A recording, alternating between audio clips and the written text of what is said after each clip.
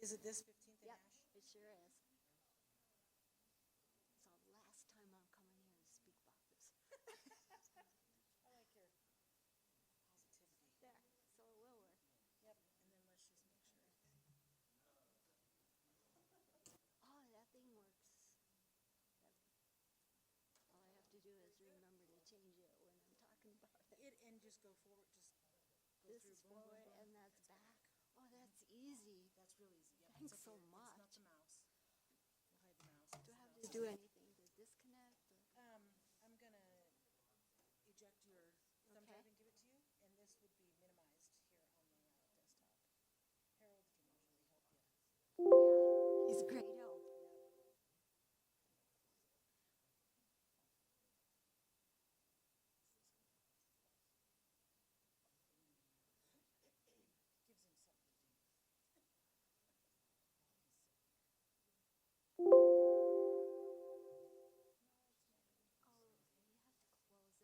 Yep.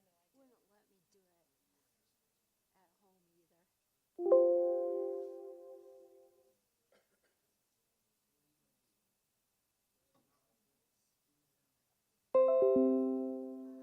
Thank you. You didn't like Jessica's presentation.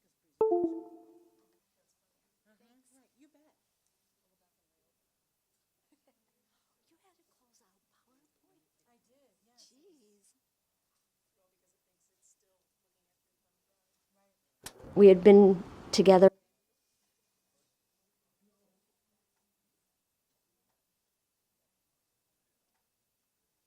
So who are you? Sorry, I pointed. You helped Don? All of the duties as assigned. I'm Cody, the Congressman Buck's office here. Yes, how are you? Good. How are you doing? Hey, I was just wondering, do you have like, What's your position?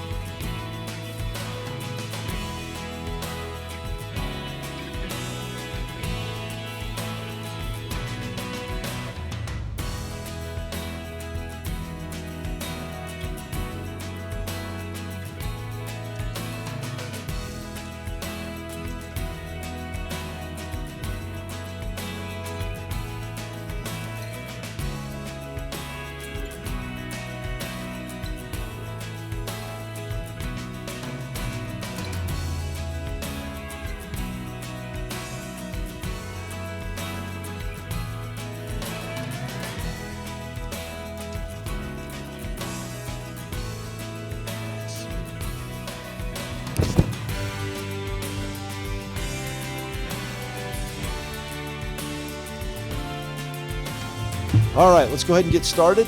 Our clocks are gone, so that'll make things a lot easier instead of watching that all night. All right, so welcome.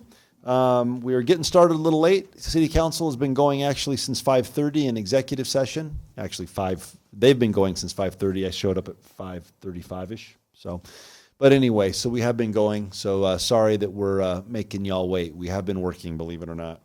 So let's go ahead and start with roll call. Mayor Bagley. Here. Council members Christensen. Hidalgo-Fahring. Martin. Peck. Rodriguez. Waters. You have a quorum. Let's say the pledge. I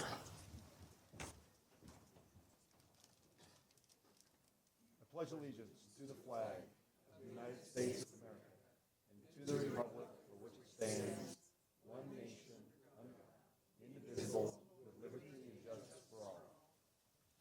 I find it amazing that we can chant airball like at the same time, no problem, but the pledge sometimes we're all out of sync. But anyway, let's go ahead and chair reminder to the public. Anyone wishing to add their name, if you want to speak at public invited to be heard, Youth Council, you're going to rock it tonight, it looks like. So, but if you want to speak, you need to get your name on the list before it starts. And if you don't get on the list, we'll just go ahead and put you at the back of the meeting or at the end of the meeting. You'll still get a chance. Everyone will get 3 minutes. At the end of 3 minutes, I'll have to cut you off. So let's go ahead and move on to approval of minutes. Do I have a motion to approve the minutes of January 14th, 2020? And it looks like we might have an issue with the agenda. With the minutes, Oh, so Mayor, yeah, the minutes. it's a correction to page 10, just capturing the results of the public vote. Did I not read it out?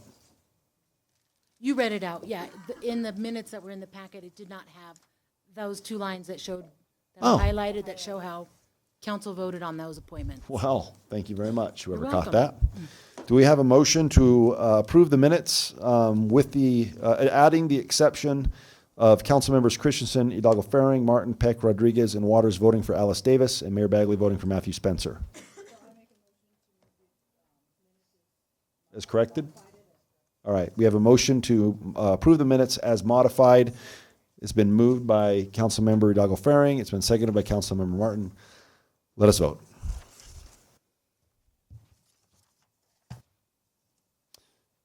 Okay, that passes unanimously. Thank you. All right, let's move on to agenda revisions and submissions of documents. Councilmember Peck. Thank you, Mayor Bagley. Actually, I just got an announcement that I would like to make rather than have any additions to the agenda. I was just told that at the RTD meeting, they selected the interim director, and he's going to be Paul Ballard as RTD's new GM and CEO. So that was just recently, a couple of hours ago, they did that. Well, we wish Mr. Ballard luck and success, and may he give us everything we want. All right, let's go ahead. City Manager, do you have a report? Mayor, I do have a quick report. Okay. As we're continuing to get ready for the census, we're going to be giving you some updates, and we have a quick 30-second video. Cool. We had been together for 25 years. We had so many more things that we wanted to do in life, a young son that we wanted to do them with. That's awesome. My attention is grabbed. Let us continue.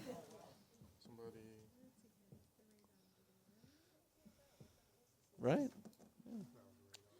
You know what? We will show you that. We will show you the census video at the next meeting. Okay. All right, great. Well, good job on that manager's report. Nice and short. All right, next, special reports and presentations.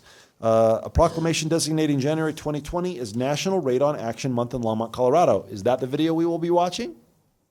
I'm thinking so. Okay. Yes, that is the video you will Great. be watching. Let me go ahead and read this. Yes. Make this proclamation official, then you can say your words. We'll watch the video. We'll take a picture. Is that okay? Thank you. All right. This is a proclamation designating January 2020 as National Radon Action Month in Longmont, Colorado. Whereas radon is an invisible, odorless, radioactive gas that threatens the health of our citizens and their families. And whereas radon is a leading environmental cause of cancer mortality in the U.S. and the 8th leading cause of cancer mortality overall.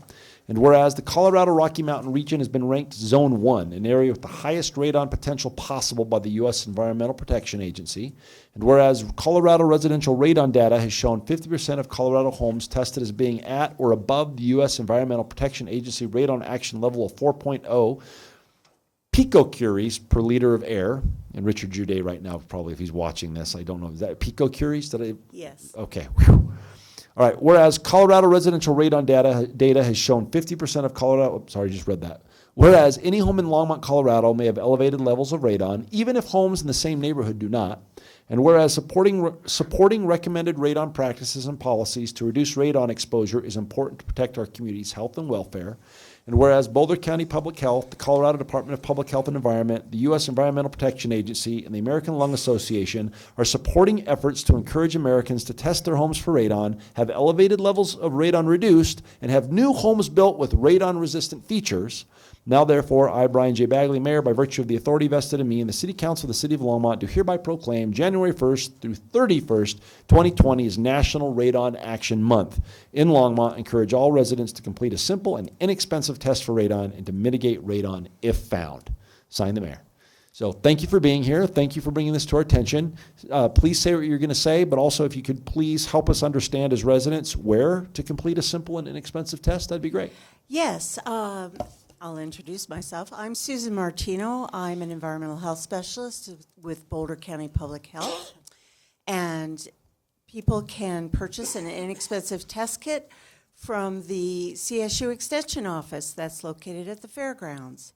And they sell them at cost for $15, and that includes the test kit, the analysis by the laboratory, and the postage. So it's a very simple process to do, and anyone can do it themselves. And so in honor of National Radon Action Month, I'm going to play a very quick informational video on radon. I'll call it up for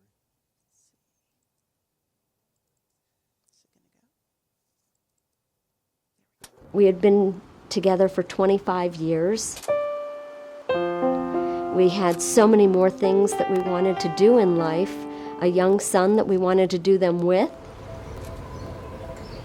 Colorado happens to be one of the worst states in the nation for radon levels.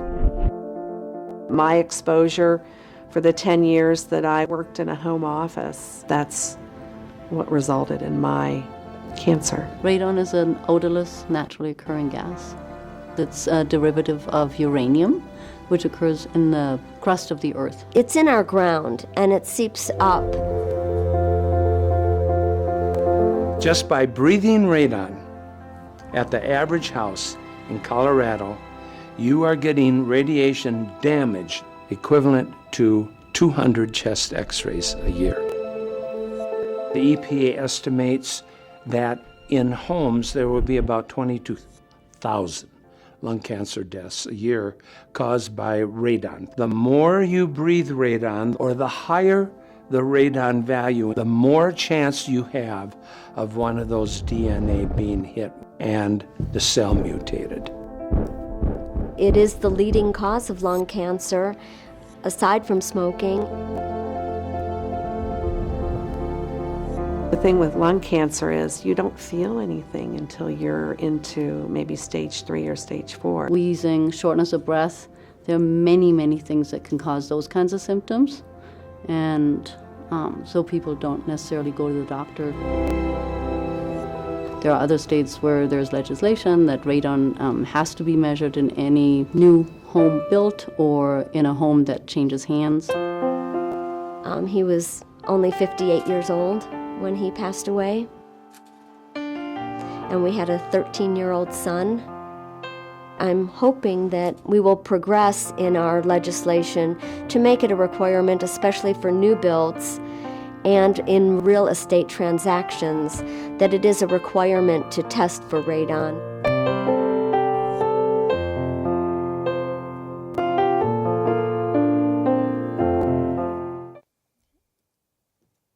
How often is it suggested that homes be tested for radon? Usually if someone's tested and it's less than 4 picocuries, we recommend that they test every 5 years. And what if it's nothing? If it's nothing, that's fine, but you should still test because different conditions can cause radon to increase. Okay, just curious. All And right. if you have a radon system, it should be checked every 2 years. Okay. Would you like to make a statement? Or was the video your statement? Well, the video was my statement, but I also want to say thank you very much for supporting us and every year issuing the proclamation in support of National Radon Action Month. Boulder County Public Health appreciates it very much as we try to get people to learn more about radon and take care of their health. Do we have any currently, do we have an ordinance or any type of legislation here locally that would require radon to be tested for upon the exchange or building of a new home? No, we don't. There is nothing in Colorado that says that you have to test or you have to mitigate. Now, it's good in the city of Longmont that they do have building code that says all new single-family homes have to be built radon resistant.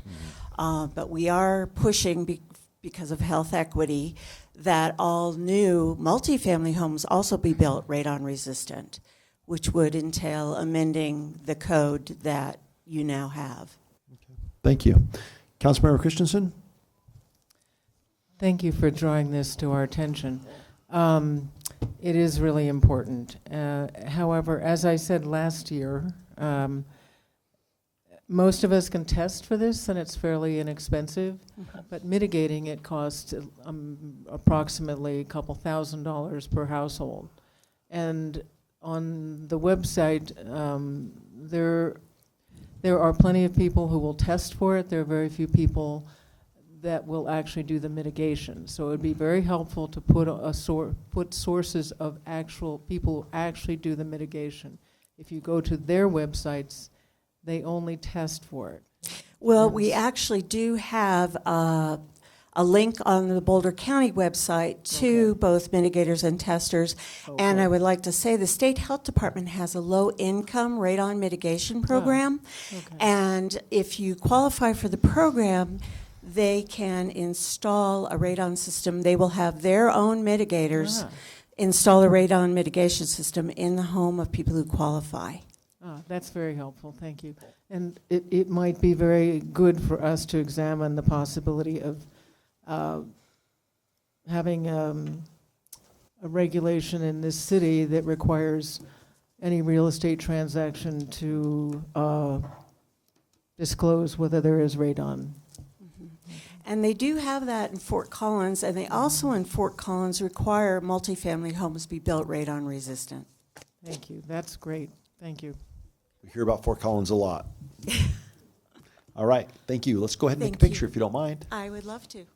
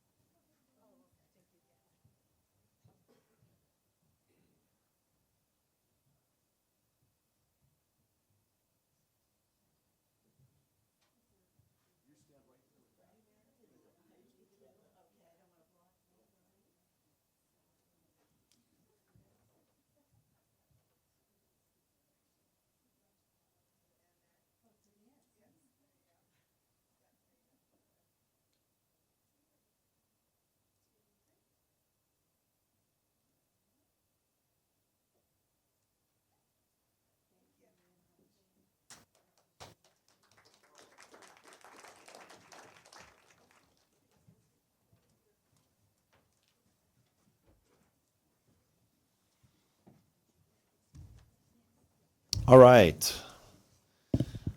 Let's go ahead and there's another thing we were supposed to do. The quarterly updated activities. The Longmont Economic Development Partnership is oh, there you are. I was like, where'd Jessica go? Hard to miss. You're hard to miss right now. When do you do? Next month? Early March. All right. Well, you can go ahead and have a seat and use. There you go. Present from seated this way. Okay. I will move closer to it. Thank you. Good evening, Mayor Bagley and Council. Can you hear me? Okay. I'm Jessica Erickson, President and CEO of Longmont Economic Development Partnership, here to present my quarterly report of activities of the partnership. And really what we're going to be looking at this evening as much as possible is overall 2019 results. We would typically present these in early February, so we're still kind of gathering data as it trickles in throughout the month, which is the reason you also have in front of you, I believe now version 3 of our metrics report, and there may be some minor changes to that between now and when we actually publish our full annual report in February, which we will of course share with you when it's ready. I do want to remind you that this report is based on our 2019 contract, which was structured around our 4 core service areas of the overall Advanced Longmont Economic Development Strategy, as well as primary industry, local business, and startup community development. This is different from what has now been approved, the 2020 contract, which is structured around what we'll talk about momentarily, the now focus areas of the Advanced Longmont 2.0 strategy. Speaking of the Advanced Longmont 2.0 strategy, our primary goal within our 2019 contract with the city relative to the strategic plan was a complete overhaul and update of that strategic plan that was originally adopted in 2013 and began implementation in 2014. And so just a reminder that the Advanced Longmont 2.0 strategy is structured under a collective impact framework, and that's intended to bring the entire community together in a structured way to achieve social and economic change, our economic development goals as a community. The process that we undertook to do the update and to develop the Advanced Longmont 2.0 strategy was what we call analyzing the landscape, which was the overall market assessment of conditions in Longmont as they exist today, especially in comparison to as they existed when the original Advanced Longmont strategy was adopted just about 5 years prior. Initiate dialogue, which were the conversations that we had not only with our partners, but members of the community in developing the strategy, creating the common agenda that we'll talk about in a moment, and then where we're at today, which is implementation and learning from both our wins and challenges that we face as we implement this strategy. I did want to remind you, too, that one of the things that we did differently with Advanced Longmont 2.0 than with the original Advanced Longmont strategy is rather than just looking at our economy and economic conditions here in Longmont from the kind of standard economic development lens of growth, which is what most people think of when they think of economic development, we also took a look at how that growth had spread itself across our entire community from the perspective of both prosperity and inclusion. Ultimately, Advanced Longmont 2.0 gives us a couple things. It gives us an update of our targeted industry clusters. These are industry clusters that we focus our resources on in terms of attraction and expansion, because these clusters have high concentrations already within the city of Longmont, as well as the highest potential for growth in coming years based on the data assessment that we did. And so our new targeted industry clusters are smart manufacturing, business catalysts, which are B2B service provider type businesses, food and beverage, and knowledge creation and deployment, which is really research and development as an industry. And then most importantly, Advanced Longmont 2.0 gives us our common agenda, which is focused on the areas of talent, developing a pipeline as well as attracting new talent to our community, creating a place in Longmont that's appealing not only for new needed talent to relocate here, but also for business investment and growth. Industry is really our focus on growing the targeted industries I mentioned before. Connectivity is the important work of transportation connectivity, locally, regionally, and nationally for our community. And then impact is really the overall strategy and includes things like policy and bringing together leadership around the rest of the focus areas. We have, specific to the fourth quarter, we have convened working groups around all of these focus areas. And so our collective impact structure is really that what was our existing Advanced Longmont Partners Group now becomes the steering committee for all of the work that's being done. Longmont Economic Development Partnership, the backbone organization, and then our working groups as well as our total community networks being really where the work is getting done to implement this strategy. Again, the working groups have been formed and have been meeting on a monthly basis and have completed or are close to completing action plans for 2020, so action plans of all the work that they intend to accomplish through 2020, and in some cases beyond. Anyone who is interested in reading the full strategy, as well as following the progress of those action plans, we do have a website that includes a data dashboard and all of the action plans and progress reports, and that is advance.longmont.org. You can also get to it from our website, which is just longmont.org. Okay, so the next area of focus for us in 2019 was primary industry development. We had a stated target in the contract to attract, relocate, or expand 10 primary industry businesses that would create 500 new well-paying jobs and invest $50 million in new capital investment. The numbers that appear in our metrics report, and I'll explain a little bit because they are a lot higher than what we were projecting, of 74 businesses, 1,135 new jobs, and nearly $130 million in capital investment as a result of the work of Longmont EDP in 2019. This does include businesses that expanded through use of our Enterprise Zone program. So if we take those out and look at just prospect activity, or what we traditionally consider economic development, those results would have been 14 businesses, 990 jobs, and $100 million in capital investment. So still well exceeding our target. And we'll be looking at how we separate those out, because I realized as I was putting this together, it might be a little bit misleading when we're combining both. We, of course, annually work to retain 100% of our primary employers and jobs. 100% is not possible because there are market forces well beyond our control that are impacting whether companies stay open and stay located here in Longmont. But of course, our goal is always to keep all of the companies and the jobs here within our primary industry base. And so our results, and these are estimates based on primary data collected by our organization through a year-end survey of our primary industry businesses, that at the end of at the start of 2019, there were 236 primary industry businesses, and that should say at the end of 2019, not 18, there were 240 businesses. The movement within that year were that we retained 221 existing primary industry businesses, or 93.6% of what we started with. 15 businesses closed or moved out of Longmont, and 19 were new or added to Longmont. They weren't located in Longmont prior to the start of 19. Then when we look at it from the perspective of jobs, we started the year with 11,130 primary jobs and ended the year with 11,191. Again, the movement throughout the year within those primary industry jobs was that we retained 10,685, or 96% of all those that we started the year with, experienced a loss of 433, an addition of 506. So net increase of 73 jobs, just under 0.7%, which is aligned with overall job growth within the community.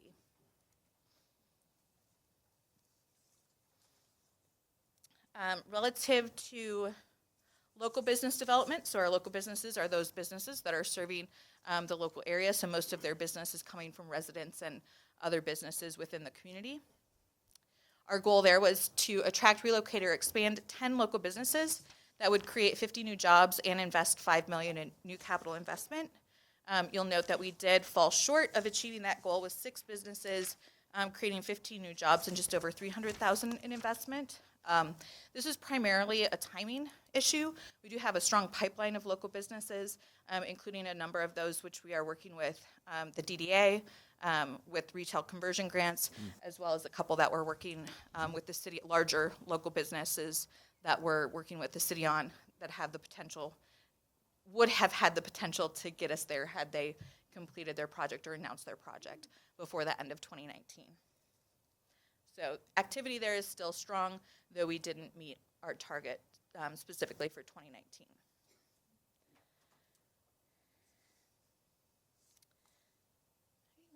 Relative to startup community development, again, our target was to support the launch of 10 new ventures that would create 20 new jobs. We almost got there with the creation or the launch of 7 new ventures through work with Longmont Economic Development Partnership and 17 new jobs. We have since then spun out our Innovate Longmont program so that it is its own 501c3 organization with its own executive director, its own goals, funded by Longmont EDP currently, but with a long-term goal to be a self-funded, self-sustaining accelerator organization for the community. They are already in 2020 working with 7 startup businesses as part of that program, with a goal again this year to have at least 10 new businesses participate in and launch out of that accelerator program. And so when we look at overall job growth, year-over-year job growth, 2018 to 2019, 401 net new jobs added. This is across all industries and across primary, local, and startup, which is 0.7% overall job growth, leaving us with a total of 56,134 total jobs in the Longmont area as of the end of 2019. When we look at that longer term from a 5-year job growth perspective, nearly 4,000 net new jobs added over the last 5 years, equating to 7.5% job growth, just over the national average of 7.3% overall job growth. And then when we narrow that down to our targeted industries, again, these are industries where we expect to see higher job growth. That's why we focus our resources on working to attract and expand these industries in particular. We see significantly positive job growth across all 4 of those targeted industries, with a total of 2.1% job growth compared to 0.7% overall job growth when we look at all jobs in the community. And with that, I will answer any questions. Just the thing that comes to mind, nobody's in the queue right now, but I think it's kind of cool to see food and beverage down compared to the others. You know, I mean that's usually the heavy hitter, and you're like, eh. But it's good to see that the other 3 are more promising. Councilmember Peck. Thank you, Mayor Bagley. Thank you for this report, Jessica. But we have had several businesses close in the past, it seems like 2 weeks or 3 weeks. Is there a common thread that is running through as to why they are closing in Longmont? It would depend on, I know there have been a number of restaurants that have announced closures, and those have ranged anywhere from personal reasons, illness of the ownership, to down business. So there are a variety of different reasons. There's not a trend that we can point to that says this is happening and is causing those types of businesses to close down in our community. I can tell you from a restaurant perspective, we are probably as a community, based on what's happened over the course of the last few years, over-restauranted, if I might coin a term, and potentially over-retailed as well in some cases. And so we'll watch that closely, but I think that's both individual business issues as well as market forces, that there wouldn't be anything that a city government or an economic development organization could really do anything about. There's the very unique situation I've been reading about in detail with Lucky's. Yes. They just, simply over-leveraged, if you understand the financials of that. They were acquired by, or not acquired, but invested heavily by Kroger, and ultimately ended up owing Kroger over $300 million with $15 million in the bank. So whatever you want to take from that. And so that, again, is not an indicator of anything that's happening in the economy or in the community. We do have our economic summit coming up at the end of February where we'll have a regional economic forecast. But all of the forecasts that I've seen from Wobekind and others suggest a slower 2020, but still a strong 2020, in particular for the Boulder County and Northern Colorado regions. Okay, and I assume that if you did see a trend that was happening, you would be let the us first know. to know. Yes, Thank absolutely. you very much. Dr. Waters. Thanks, Mayor Bagley. Jessica, I think my first meeting as a council member several years ago, you were on the agenda doing a quarterly report. Do you remember that? I absolutely remember that. Is it me? Is it just me, or have you come that far with? Maybe just that I'm looking at it differently, but the data. There is serious meaning in the data that you shared tonight, and you shared a lot of information. I remember my observation was it was a sea of information, but not necessarily a whole lot of meaning, at least for me in those moments. But it seems to me, this is a quarterly report where you've knocked a bunch out of home runs here. I mean, you set a stretch goal of 100%, which is simply unattainable, and hit a 94% success rate, which I think anybody's book would be an A, right? So is it just the sophistication of the data, where you've come, Longmont Strategy 2.0? What's different than what I saw a couple years ago from your perspective? I think it's a combination. So a couple of years ago, we were just a couple of years into the original Advanced Longmont Strategy. Also, when I started with Longmont Economic Development Partnership in 2015 with an organization that was kind of a shell. It had been without an executive director for almost 2 years, and then a variety of other challenges, fiscally and otherwise, that it was facing. So we were probably just coming out of rebuilding at that time, and since then, we've been able to focus on evolving, growing as an organization from the talent that we've added to our team, from the significant improvement and increase in private sector investment in our organization has allowed us to invest significantly more in a variety of data sources to give us the opportunity to be more accurate and have a better understanding of where our resources are needed and where our time is best spent, to just, with Advanced Longmont 2.0 over the last year, engaging more people in the work of economic development. So it's just a variety of things that have happened over the course of the last couple of years, not the least of which is a council that is fully engaged. So I will say I appreciate that, but a council that's fully engaged, city staff leadership that's fully engaged and participating in the work that we're doing. Well, I want to say thanks and good on you. You've done a great job. You also know how to identify talent. You've surrounded yourself with a great team. Yeah, so absolutely. It's been fun to see the development. Thank you. Great talent in Morgan. Yes. I'm just kidding. Morgan's awesome. Yes, we just lock them in a basement. Yes. All right. Councilmember Christensen. Hi.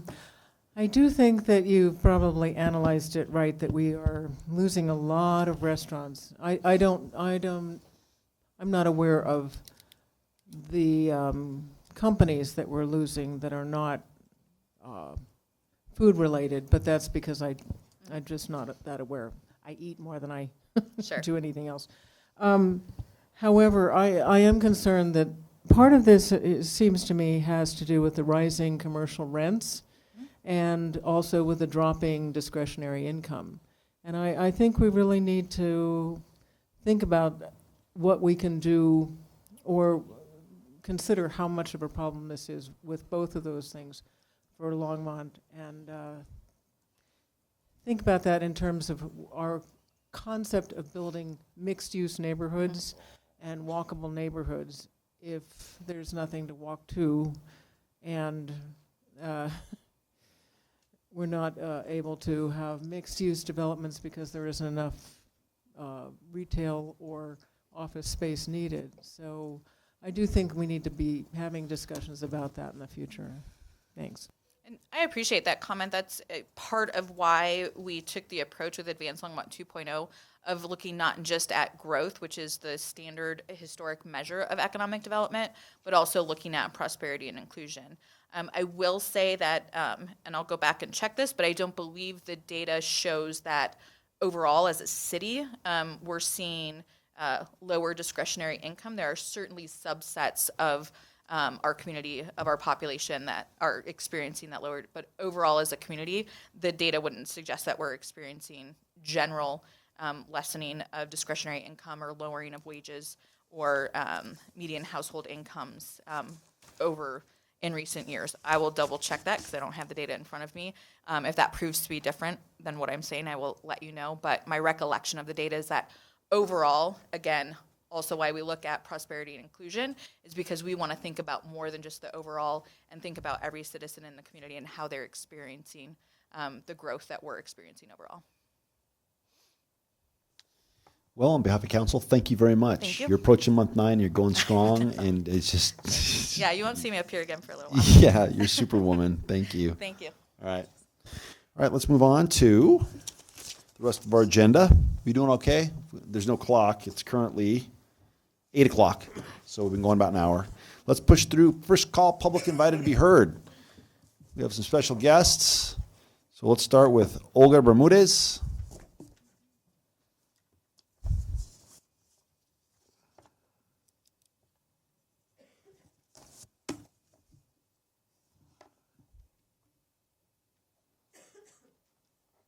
Are we batching it? No, you're Okay. doing great. All right. Good evening, Mayor Bagley and City Council members. My name is Olga Bermudez, and I work for the City of Longmont at Children, Youth, and Families. And I'm here tonight because I would like to introduce Longmont Youth Council. They would like to share with you some of the projects that they are working on this year. I would like to welcome Longmont Youth Council. Good evening, Mayor Bagley and City Council members. I am Brianna Jimenez, and I am a senior at Twin Peaks Charter Academy. I am president of the Longmont Youth Council. Good evening, Mayor Bagley and council members. I'm Ming Liu. I'm a senior at Niwot High School, and I'm a vice president of Youth Council. Good evening, Mayor Bagley and council members. I am Olga Rachlinka. I'm a freshman at Niwot High School, and I am the secretary of Youth Council. Good evening. My name is Ishmael Dominguez, and I'm a junior at Niwot High School, and I'm the treasurer for Longmont Youth Council. Good evening. My name is Sammy Linsky. I'm a 10th grader at Silver Creek High School, and I'm the social media director for the Youth Council. Good evening, everyone. I'm Sydney Walker. I'm a junior at Silver Creek High School, and I'm a member of the Longmont Youth Council. Good evening, Mayor Bagley and council members. My name is Julia Harper, and I'm a freshman at Niwot High School. Good evening. My name is Emma Milchuk, and I'm a freshman at Silver Creek High School, and I'm also a member of the Youth Council. Good evening, all council members and attendees. Can you lift that right up and get it right up there?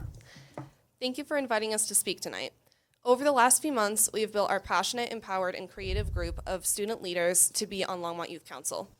We have brainstormed and chosen issues that we want to spend our year in our efforts working on developing solutions for inside of our community. We are proud to announce our projects for 2020: hunger, voting awareness, sustainability, and mental health and kindness. First, Sammy Lansky will discuss our Halloween for the Hungry project. In Longmont, there is large undernourishment and hungry population being hiding beneath the surface. To help address this issue, the Longmont Youth Council did a 2-week canned food drive called Halloween for the Hungry. We collected cans from Prospect Neighborhood, local high schools, and the Longmont Public Library. Additionally, this eventually became a collaboration with CSU students who used to live in Longmont that gave us cans. In the end, we collected 253 pounds of non-perishable items that we donated to the local safe shelter, and we actually kept some of the cans at the Children, Youth, and Family Center in Longmont for those who needed it.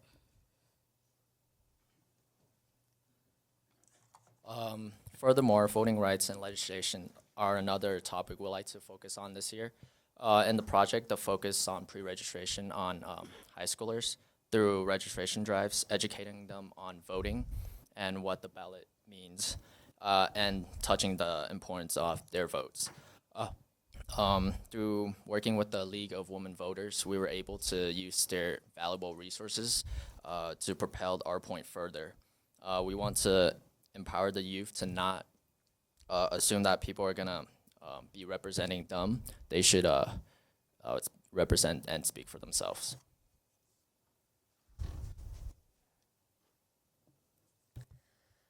The topic of sustainability is highly important to us. It affects not only the faraway oceans, but us locally as well, with the St. Vrain Valley Basin being clogged by plastic. Each day that we continue to use plastics and release carbon dioxide into the atmosphere, we are taking a day away from our future. We want to reduce single-use plastics in Longmont and create an everyday and more environmentally friendly environment here. This will be a 2-year project called STEP, which stands for Save the Earth Project. We want to educate the public, youth, adults, and businesses in order to create a better everyday environment here. We hope to inherit a clean world once we grow older that is not 110 degrees on average. We hope to create solutions through personal, community, and legislative action.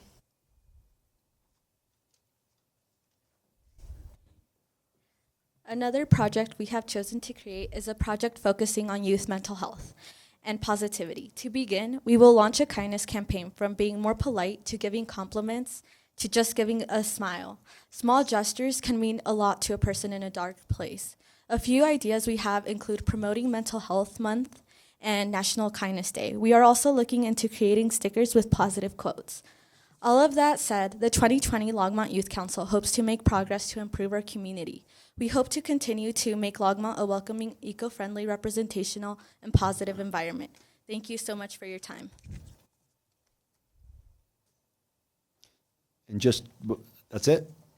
All right, we usually don't respond, but anything you guys, so just because you're the youth council, so anything you need from us by way of mayoral proclamation or resolutions on those matters, make sure you talk to us because we can help. You're there to advise us, so don't forget, we can help. Thank you, Mayor Bagley. All right, cool. Good job, guys. All right, you guys can clap. That's all right. We allow clapping for kids. All right, Cody LeBlanc.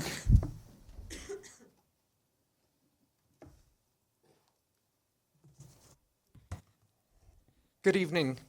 My name is Cody LeBlanc, and I'm the area representative for Congressman Ken Buck for Weld, Adams, Arapahoe, and Boulder counties. So I just wanted to drop by and do a quick congressional update. But before I get started, I also wanted to tell you that I also run the App Challenge, which is a high school program our office runs.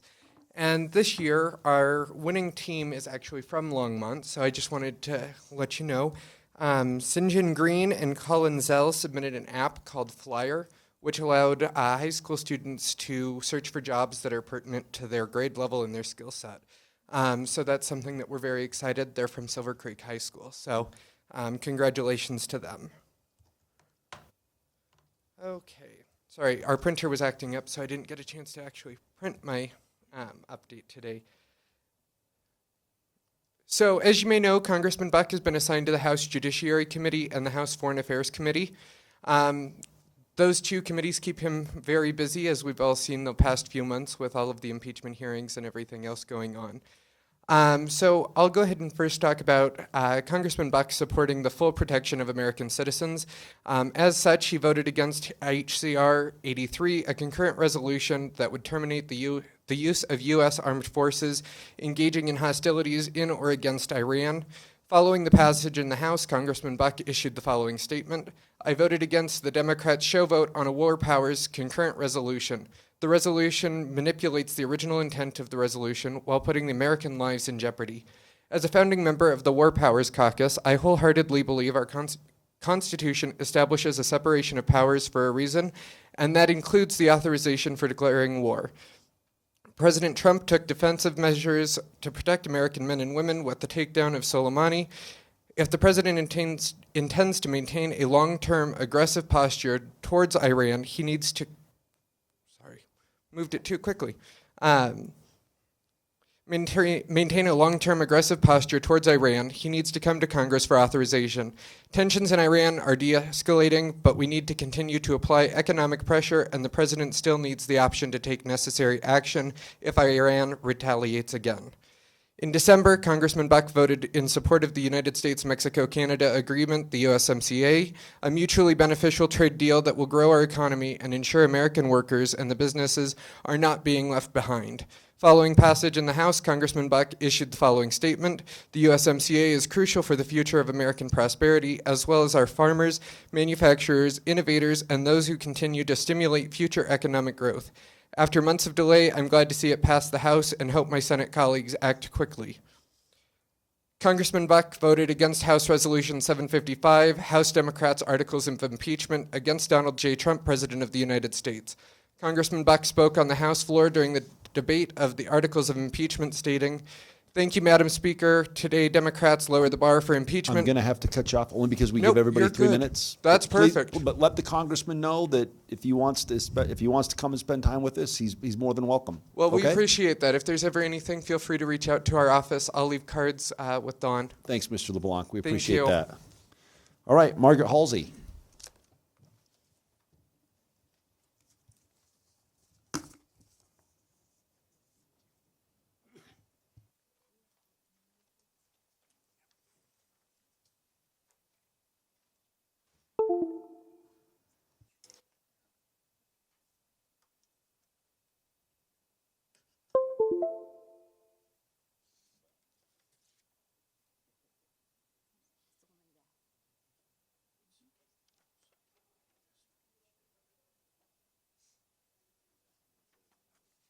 Good evening.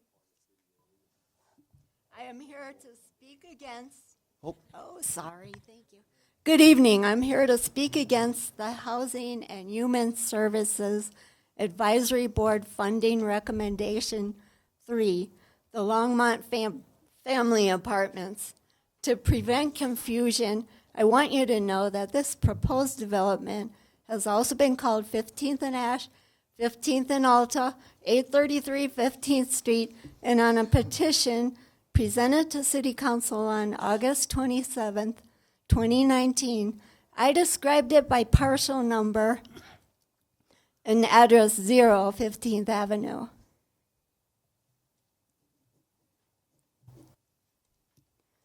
This is the top of the petition where I put a picture so everyone would know when they signed.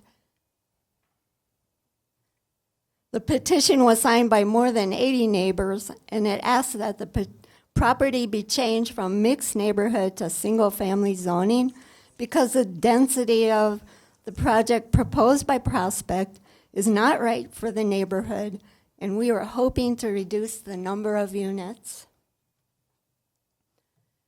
I made a map. It's too small, but it shows current and proposed development. The yellow highlights affordable housing and multi-unit housing that already exist, like mobile homes, apartments, and townhomes. It's a nice mix between the not colored part, which is all single family. The aqua shows proposed development. Terry Street townhomes. Okay, never mind. It's to the east of the Prospect proposal is for 15 townhomes. Cinnamon Park senior housing will add 25 units, but the Longmont family apartments will be 88 units. This is too dense for a neighborhood where there are few shops, no bike paths, no parks, no community gathering centers. The nearest hospital is reducing services and urgent care has moved to Main Street, North Main.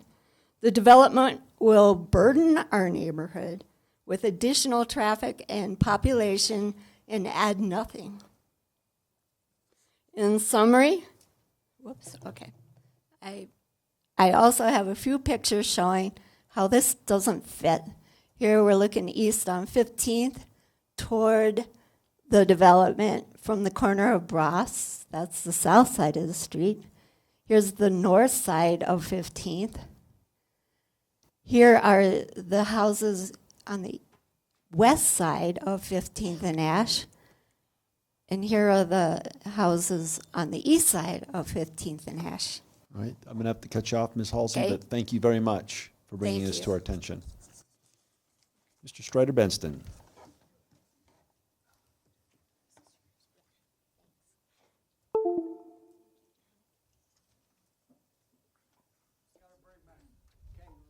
Oh, yes.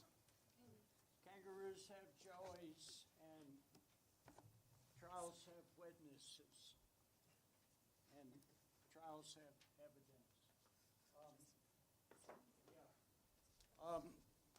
Thank you. I appreciate it, and thank you, Margaret. My neighborhood will be destroyed if they build that street and that many houses also. This is great seeing the youth council here tonight.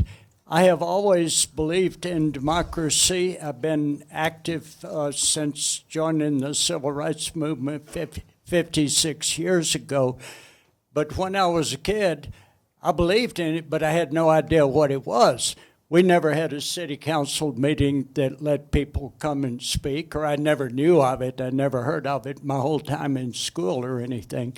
So that's really terrific. And 2 days ago, we had a Senate forum, filled the the museum and the overflow room, about 700 seats, and 9 candidates spoke. It was really, really well done.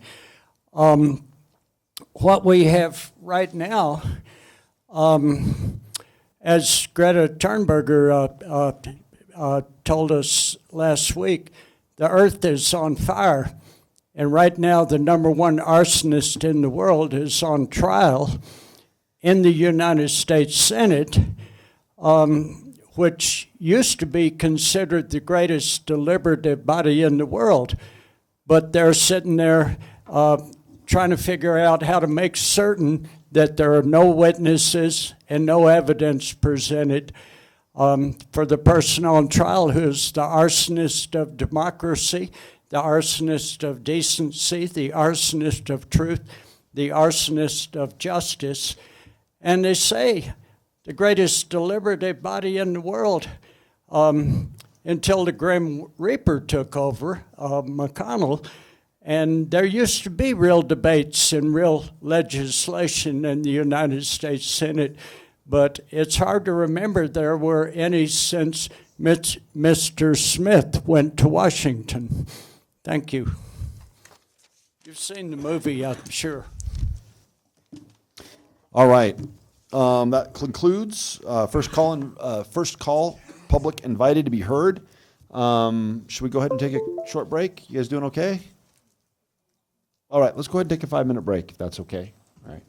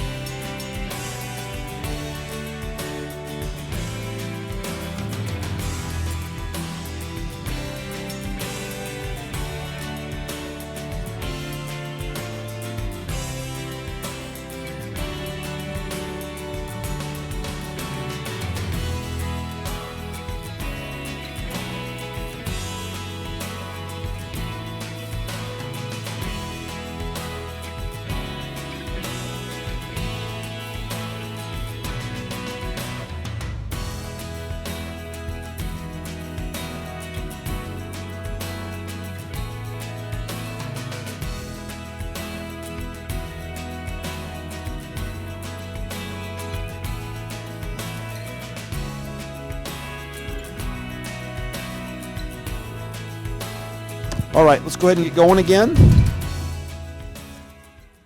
Could we please have our esteemed city clerk? We will give her back her chair. And could you please read off our consent agenda so we can introduce and read these by title on the first reading? Mayor, item 8A is ordinance 2020-08, a bill for an ordinance authorizing the city of Longmont to execute a lease extension of real property known as 1140 Boston Avenue to Longmont Wind Air Company. Public hearing and second reading scheduled for February 11th, 2020. 8B is Resolution 2020-11, a resolution of the Longmont City Council conditionally approving the sale or donation of property for the development of 2000 Sunset Way, Lot 2, as an affordable housing development. 8C is Resolution 2020-12, a resolution of the Longmont City Council approving a voluntary alternative agreement for the Sugar Mill Paired Homes development as satisfaction of the city's inclusionary housing requirements. 8D is review and approve the City of Longmont's private activity bond allocation procedures and guidelines. 8E is approve Longmont Youth Council appointments. And 8F is designate the bulletin boards outside the council chambers and the west entrance of the Civic Center as the official City Council agenda posting locations for 2020. Dr. Waters. I'd like to pull agenda item 8C from the consent agenda. Okay, Councilmember Christensen.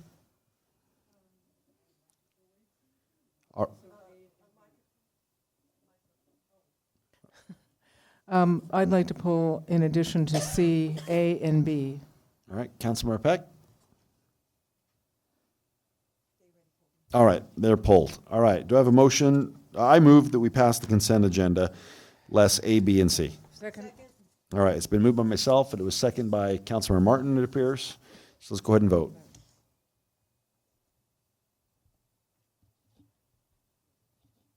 Councilmember, okay, that passes unanimously. Let's move on to ordinances on second reading and public hearings on these matters. So 9A, ordinance 2020-02, a bill for an ordinance amending chapter 14.05 of the Longmont Municipal Code regarding raw water requirement policy. There's nothing on any of these by staff, right? So are there any questions from council for staff? All right, seeing none, let's go ahead and open up the public hearing on ordinance 2020-02. All right, seeing no one, let's go ahead and close the public hearing. Can I have a motion, please? Councilmember Martin? Go ahead. I move ordinance 2020-2. All right, it's been moved by Councilmember Martin and seconded by Councilmember Christensen and also by Dr. Waters. Take your pick. Let's go ahead and vote. All right, that passes unanimously. 9B, ordinance 2020-03, a bill for an ordinance approving land use amendments to the Envision Longmont Multimodal and Comprehensive Plan for housekeeping amendments. Are there any questions from staff, from council for staff? Seeing none, let's go ahead and open up the public hearing on ordinance 2020-03. All right, seeing no one wanting to speak, let's go ahead and close the public hearing. Do we have a motion for ordinance 2020-03?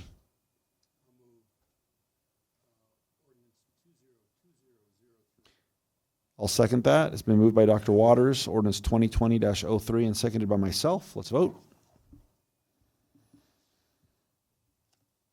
That passes unanimously. Ordinance 9C, or item 9C, ordinance 2020-04, a bill for an ordinance designating Barger Nickel Home located at 719 Atwood Street as a local historic landmark. Anyone on council have questions for staff?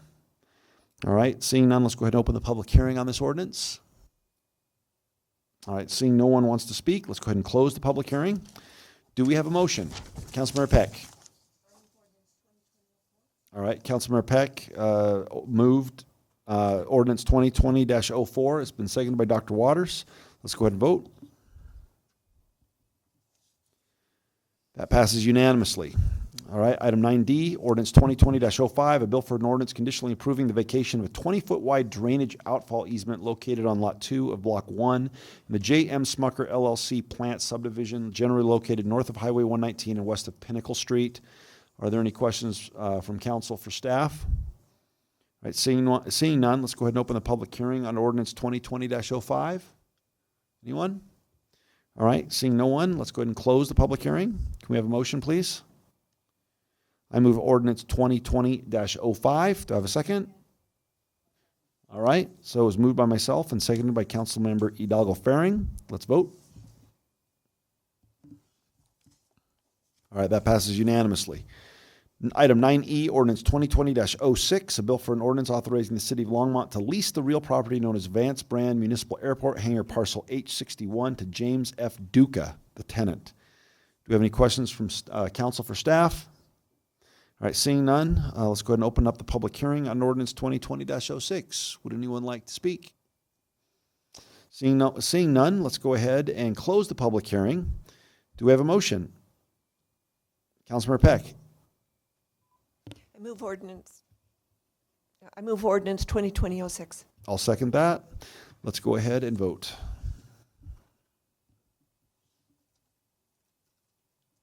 Councilmember Martin, push harder. All right, that passes unanimously. All right, let's return to items removed from the consent agenda. Let's go ahead and take it in order of alphabet. 8A, Ordinance 2020-08, a bill for an ordinance authorizing the City of Longmont to execute a lease extension of real property known as 1140 Boston Avenue to Longmont Win Air Company. Councilmember Christensen. Okay, I brought this up because in reading over the LEDP thing and in view of businesses that have gone out of business in the last month in Longmont, this company has been there since 2004 because of the, and they've built a successful business. And I don't believe people who've been successful should be punished for being successful. We purchased this in order to, the city purchased this land in order to work on our repair of the river corridor, which we certainly do need to do. And that was not our fault, and that was certainly not this company's fault either. It's something that was necessary. As part of that, half of the building that they were in but was occupied by Creative Learning had to be demolished so that we could expand the river corridor and dig it deeper and wider. Once again, that isn't their fault. So they do want to expand, but it may take them a couple of years. Meanwhile, what we are proposing is that if they have been good tenants, I don't see why we would be charging them an extra 3% this year and an extra 3% next year. This lease is up for renewal, but they also are intending apparently to relocate. I don't know why we would make that more difficult for them by charging them an extra 6% over the next 2 years. I would propose that we not charge them anything since they have been good tenants, and if we want to help them, I don't see why we're charging them extra money. We could let them have the same lease for 2 years. Have we done anything to improve the property? No, we're actually making it more difficult for them by kind of, you know. So I object to us charging them an extra 6% over the next 2 years. All right. And thank you. Okay, Councilmember Peck. Thank you. I have a question about what was written, just actually a clarification. We did move the Creative Learning Center, and it said, according to this communication, that the city followed the Federal Uniform Relocation Act procedures, which requires that all applicable moving expenses and any increase in rent for the next 2 years be paid to the party being relocated. So is the excess in this rent, the increase, going to the Creative Learning Center? No, that's a separate issue. Can you explain that? I didn't understand that. So what's meant by that, Dale Rademacher, Deputy City Manager, Councilmember Peck, the reference in our communication with regards to creative learning was to just demonstrate that the city followed the Uniform Relocation Act, which is a HUD requirement when you're using HUD funding for projects, and it's to ensure that when people are being moved, in a way that they didn't come up with wanting to do. In other Right. words, that all their costs of moving and relocating are done, as well as covering any increase in their rents. And so we're doing that separate with creative learning. So this action tonight is really only dealing with the second half of the building that's currently occupied by Win Air. And that was what I needed explained, that the increase in rate to Win Air was not going to, according to this act, to creative learning. Correct. That is, they're Okay. separate. And what I would say with regards to the lease rate, certainly, staff will defer to council on what you think is appropriate. I believe these 3% increases were what we felt was happening basically in the Longmont market, and if anything is lower than what's happening in a more competitive environment. And so, and I fully understand what you're referring to, Councilmember Christensen, and I certainly support whatever the council wants to do, but staff really values Win Air. We think they are a very good tenant. We believe they very well may want to stay there, even though they want to enlarge their footprint in a way that may or may not be able to be accomplished. I think the biggest benefit we are doing for them, though, is removing that building from the floodplain and protecting it with the project that we're doing. And so there's an indirect benefit back to them to hopefully be able to stay in business if we are impacted by another flood. But again, we'll defer to council on what you want to do with the lease rate. But they've agreed to this, right? Yes. Okay, so, all right. Councilmember Rodriguez? I'm sorry, Mayor Pro Tem Rodriguez. Thank you, Mayor Bagley. What would you say, I don't know if you could ballpark, what generally commercial lease rates have increased by over the last few years? I don't know if anybody has It's too bad Jessica's not here. I don't know, Harold, do you have a sense? It's a very tight market in Longmont right now, Right. Is what I do know from being on the LEDP. And I would not be surprised if they're not increasing in the 5 to 10% rate. And so then my other question would be, as this has already been, as you, I think, just answered, negotiated lease terms, why would they have not asked for a longer lease term than 2 years? So the 2 years is one that we are requesting because that is the time it's going to take us to really clear this area of the RSVP, the Resilient St. Vereen project.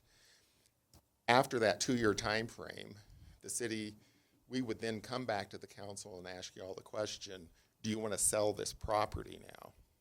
And so what staff is saying is that over the next 2 years, city, you should maintain ownership of it because we are impacting it with the project. There is no denying that. There's a lot of work going on in that area. After 2 years, the question will likely be posed to the council, do you want to sell? So we're not certain that we'll even own this property after 2 years necessarily. Correct. You guys are going to have the decision to make on whether you continue to own it or you sell it. And I think they're trying to figure out what they want to do. To your question in terms of space availability, I think what we can say is that generally, if you look at the inventory that's quoted in some of the LEDP reports, once you take out the Mac store and you look at the amount of available space, I think it's less than 5%. When you then call out space that they need for that high bay storage, it's even lower. And so I think that's part of the what's churning in the market. Okay. Well, seeing as that these are already essentially agreed upon lease terms that seem amenable to Win Air, I would move approval of Ordinance 2020-08.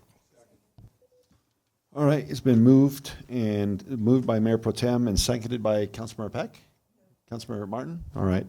Seeing no one else in the queue, let's go ahead and vote. However, but the motion is passage of 8A, Ordinance 2020-08, a bill for an ordinance authorizing the City of Longmont to execute a lease extension of real property known as 1140 Boston Avenue to Longmont Win Air Company. Let's vote.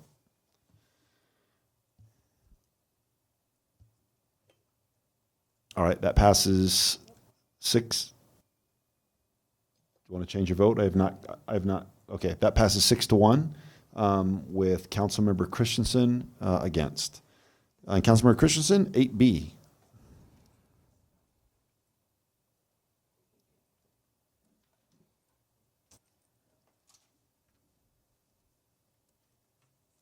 And it's Resolution 2020-11, a resolution of Yes. Longmont City Council conditionally approving the sale or donation of property for the development of 2000 Sunset Way. Lot 2 is an affordable housing development. Yes. I think this is a wonderful project. It is exactly what we need.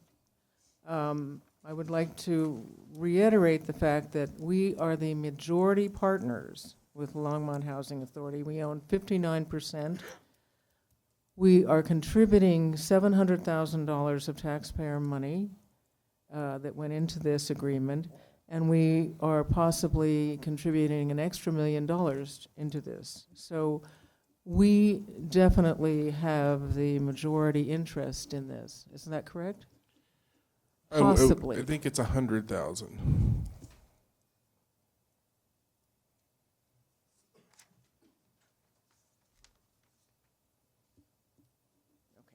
Okay, I'll take your word for it. Anyway, that's a considerable amount. Which is a loan that they'll repay. That's right. That is 100,000. Okay. Anyway, I really value the work done by our redevelopment director, Tony Chacon, in finding this partner, Elements, who does this for a living. This is a good example of what can happen when we have a good developer who's eager to build what the city needs, which in this case is transitional housing. The former director of the Our Center, Edwina Salazar, has said for years, both publicly and privately to me, that they can help people, but they have to have transitional housing, and we have no transitional housing. And we are now starting to build it because of the Affordable Housing Act. And this is an excellent example. However, because I am on the Longmont Housing, I'm a Longmont Housing liaison, I would like to see the agreement, and I am all for this agreement, which merely transfers our share over to Elements so that they can apply for CHAFA. But I do not agree with the agreement with Longmont Housing Authority, which last time I saw it, wanted them to be receiving, I believe this is true, and you can confirm this, Kathy, $100,000 yearly payment for Longmont Housing Authority to administer for administrative fees. I don't think this is tenable for an affordable development or for any development. And furthermore, they are not the local experts in transitional housing. The local experts are the Our Center, Hope, Agape, and the churches who've been providing this, particularly the Congregational Church that built the Micah homes. But the Our Center and Hope are local experts in providing housing assistance and transitional housing and resources. So I do not want us to sign off on any agreement that puts the and I'm not putting down the Longmont Housing Authority at all. That's simply not in their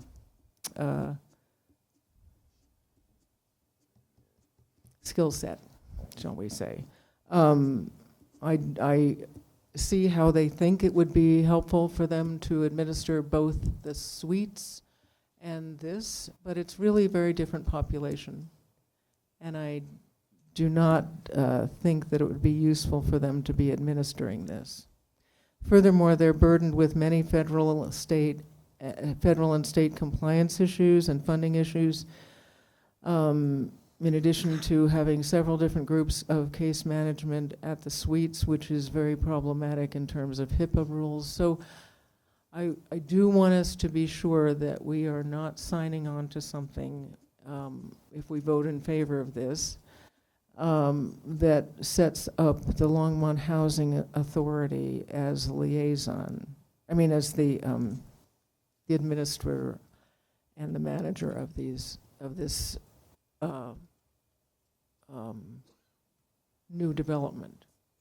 Elements came to us because they're very skilled at this, and I would like them to have the freedom to do that. So, Mayor and Council, Kathy Fedler, Housing and Community Investment Manager. So this project came to us in a different location, and we suggested the suites as a better location because of a number of different things. It's permanent supportive housing, really, as opposed to transitional housing. So people can go in there and stay. They don't necessarily move out, although with support services and some counseling, sometimes they are able to move up and out. So this first phase is really permanent supportive housing that is like the suites. So what this does is it gives us the ability to negotiate with Element and with the Housing Authority and the city as partners in what is this going to look at. So all look like. So all this does is really gives Element something to go to Chaffa with for their application that says, yes, we're all willing to sit down and talk about this, and we're going to reach an agreement. If we reach an agreement, we are moving forward. So everything is still to be negotiated. What we've talked about with the Housing Authority that you alluded to is that there are some economies of scale in management of the two properties, since they'll be close together, as well as support services for the two properties that would be close together.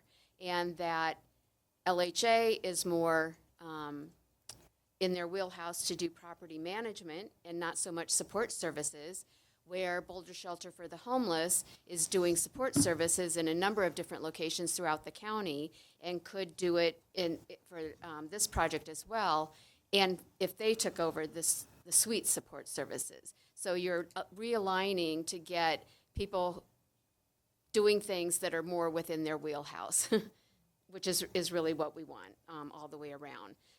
The fees are to be negotiated around that still. I know, there's some talk about what people would like to see, but until we sit down and really hash it through, we don't have that established yet. So really it's about aligning skills with where they are best able to support both projects. And again, we're only talking about this one phase that's at the top northwest corner of the property. Eventually there may be more phases throughout the property, but right now it's just the one. And I even talked to the developer about can we just pull off this one property, because they have to put each one in a separate corporation for tax credits. So we might be able to just talk about this one piece of property, pull it off from the rest of the lot, subdivide it in essence, so that each phase stands on its own. Because if the other phases have a little bit higher incomes that they're serving, maybe they could pay something for the land, as well as doing the property management and the support services.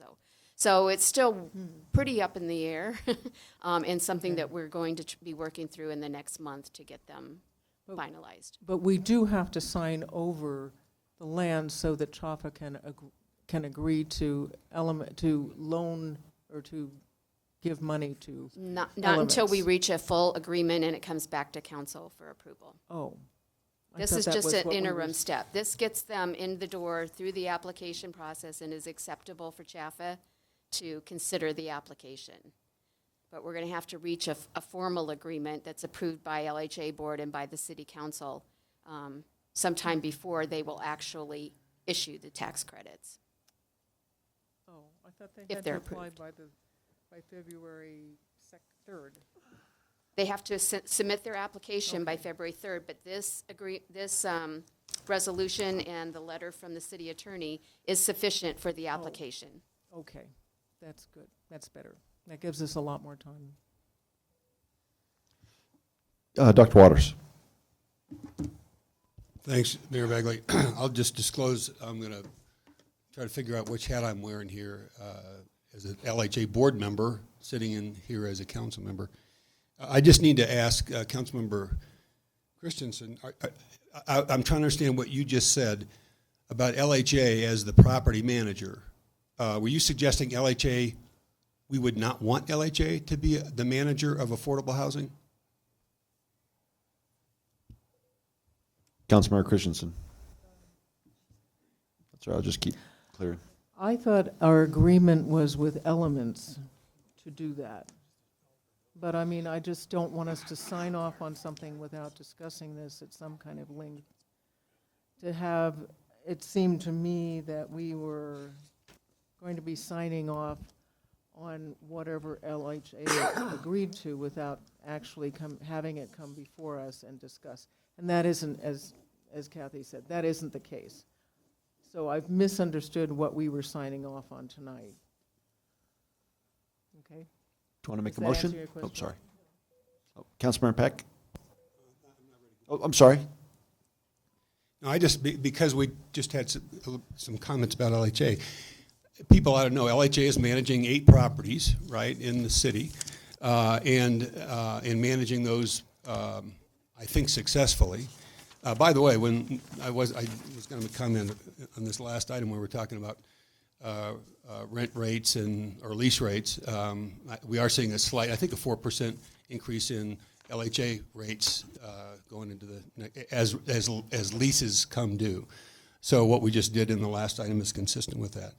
But LHA is managing our affordable units now, not transitional, permanent for most of the residents, both in the suites and as seniors.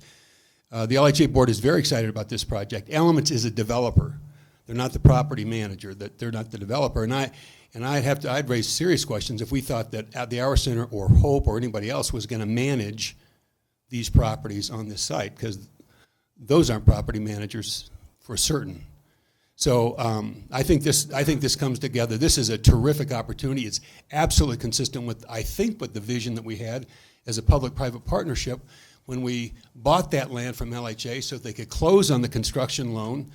Actually, they could close on Fall River and convert the construction loan at the suites. I mean, we stepped up in a big way, but it is the best and highest use of the money that we've budgeted for affordable housing. So I think this is absolutely consistent. It's fun to see it come back, a vision with the right kind of partners, and to help move them along to get access to those tax credits.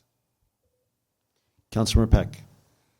Thank you, Mayor Bagley. I just have one question, and probably Karen can answer this.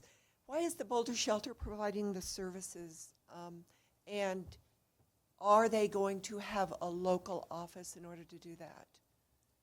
The wraparound services? Mm-hmm. So, like I said, they are doing that under several different grants with the state and with the Veterans Affairs Commission.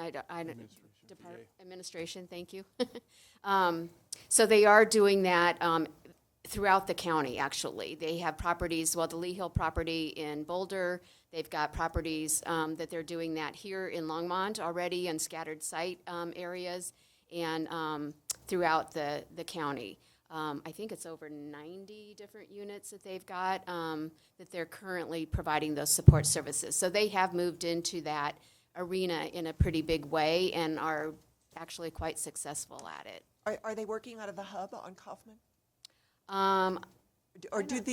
My concern is these residents having to travel to Boulder for services. No, the case managers come to them. They have case managers that are assigned to the different projects and developments. That answered it. And then also as a point of reference, when this came to Kathy's attention and she brought it to my attention, I actually asked to schedule a meeting with everyone we've mentioned, in addition to Our Center, In Between, Hope, who else? VCP, and said, everyone, let's come together. This is a really good opportunity, and how do we work as a collective to support this and bring it forward, and how do we use it to start supporting the other things that we're doing? Mm-hmm. And so when we talk about this, there is other conversations going to have a more robust impact, and specifically, how do you look at the transitional housing, for example, that VCP is working on and needing potentially more permanent supportive, which when you start doing that, you start creating more capacity. So this is really a product of multiple conversations and looking at a much bigger picture. This is one piece. Okay. The other thing I think that when we use terms and so when we talk facility management and we talk support services, I think those are two different concepts, and And it's like I often say, if we're good at managing buildings and maintaining those buildings, and that's what we're good at, but we may not necessarily be the best at the programming, and the support services is really that programming piece. And that's why we're trying to get everyone in the lanes that they excel at. Okay. Thank you for that explanation.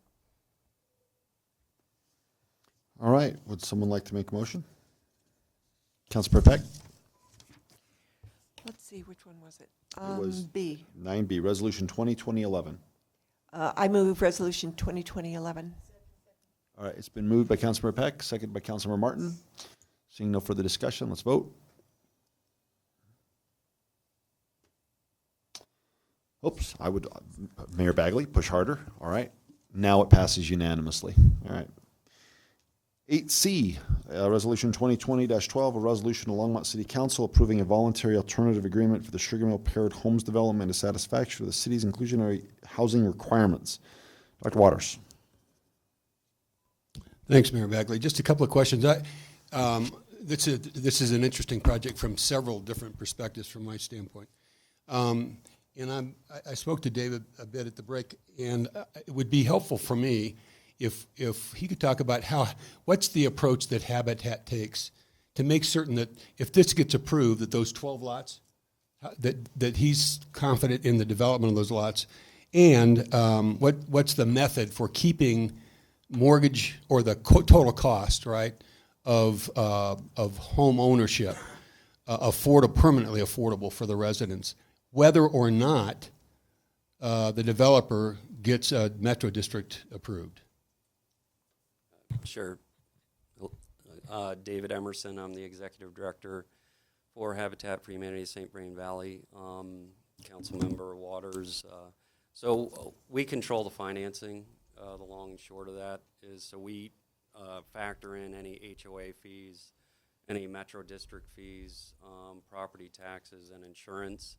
And we make sure that that amount does not amount to more than 27% of a person's income, which is actually well below other guidelines. Most guidelines are at least 30%.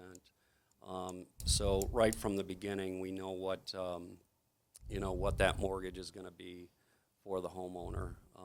And because we control the financing, it really shouldn't matter whether that Metro District is in place or not. We did look at Mountain Brook, for example, and just did a little bit of, we're not in the Metro District for Mountain Brook, but at a 50 mil rate, if you will, our houses will probably be around $200,000.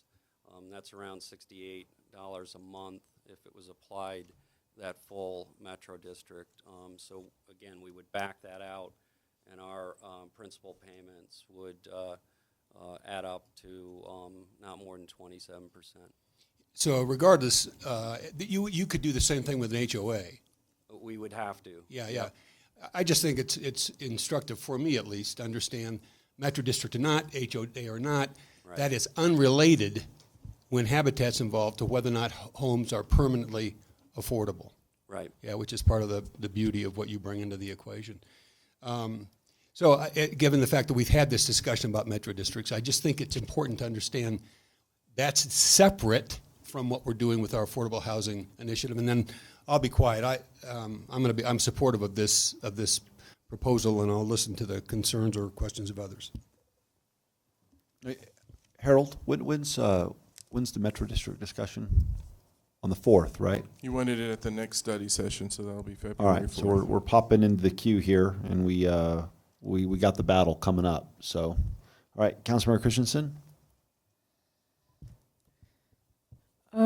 I would like Eugene to explain the legal definition of dedication of this land. Does that mean that Habitat for Humanity, for instance, owns the land outright? They have a title to it, they can sell it? Or does that mean it is leased for $1 a year or something like that? Me or you? So dedication means it is donated and put in their control, in their name, and then we enter into an agreement with Habitat separately. The developer enters into agreement with Habitat about what happens. And if anything would happen to Habitat, the land, it's going to go in the agreement, the land comes back to the city. So there will be full control. There will be covenants on the property, and it'll be deed restricted. But it's in Habitat's name at the point of donation. They own it and they can Yes. sell it? Yes. Okay, that's what I wanted to know. I am curious as to how this qualifies for a voluntary alternative agreement. This was supposed to be something very, very rare, and we've had about 3 applications for this now in the last 6 months. Yes. So this one falls under the alternative agreement because of the land donation. The code right now says the land is dedicated to the city. So to allow it to be dedicated directly to Habitat, that's why we have to have the voluntary alternative agreement. We are going to be bringing back some tweaks and changes to the code, probably yet this quarter. And that would be one of them to change that so we don't have to keep bringing this back. But what would keep a developer from setting up their own charity or making an agreement with a charity? I mean, to me, I see the efficacy in just transferring it directly to Habitat. And Habitat, of course, is a wonderful organization. But this undermines our inclusionary housing in that right now the land is given to the city, and the city gives it to a genuine charity such as Habitat for Humanity. What would prevent this if we start doing this and just transferring it directly to a charity from the developer to the charity? What is to prevent the developer from creating their own charity that they donate their own land to? So there was discussion about this during the inclusionary housing code writing. Yes. I think there was a couple of different things that were mentioned. That was a concern by some council, which I think is why we ended up with it going to the city. Yes. In the previous inclusionary housing ordinance, we got around that by saying that the nonprofit or the charity, whatever you want to call it, had to be approved by the city, and there were we set up ramifications or certain criteria of how that could be met. It's a little bit burdensome to put it in the code, but it could go in guidelines or something like that. Or you could just limit it to a number of specific Longmont-based organizations, nonprofits that would be acceptable. Yes, we could, or we could just follow the ordinance. And that's what you have here. So we can keep bringing them back too, so. Yeah, thank you. Thank you. I think if I'm remembering the conversation, that's the very reason it has to come back in the voluntary alternative agreement, is because you didn't want that open-ended component where it could be any charity, and council wanted to review that, which is why it's coming back in this form. Councilmember Peck. I guess I'm still a little bit confused because in the ordinance, it would just be land in lieu, instead of providing the 12% affordable housing. Once the city owns it, they can have anyone develop it. This feels convoluted to me because we're bringing in a lot of different aspects. And the Metro District thing, to me, isn't even worth considering at this point because we don't have a service plan. We don't have anything for that Metro District. So this whole paragraph doesn't relate. I still don't understand, and I didn't when we created the ordinance, as to why we can't just follow the ordinance. It's either land in lieu or cash in lieu. And if it's land in lieu, then the city can choose the developer. In this, the writing in the proposed development says this will make the transaction easier and cleaner than dedicating the parcels to the city, and we in turn dedicate them to Habitat.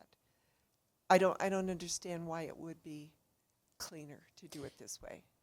And primarily because the developer had the conversations and everything with Habitat directly.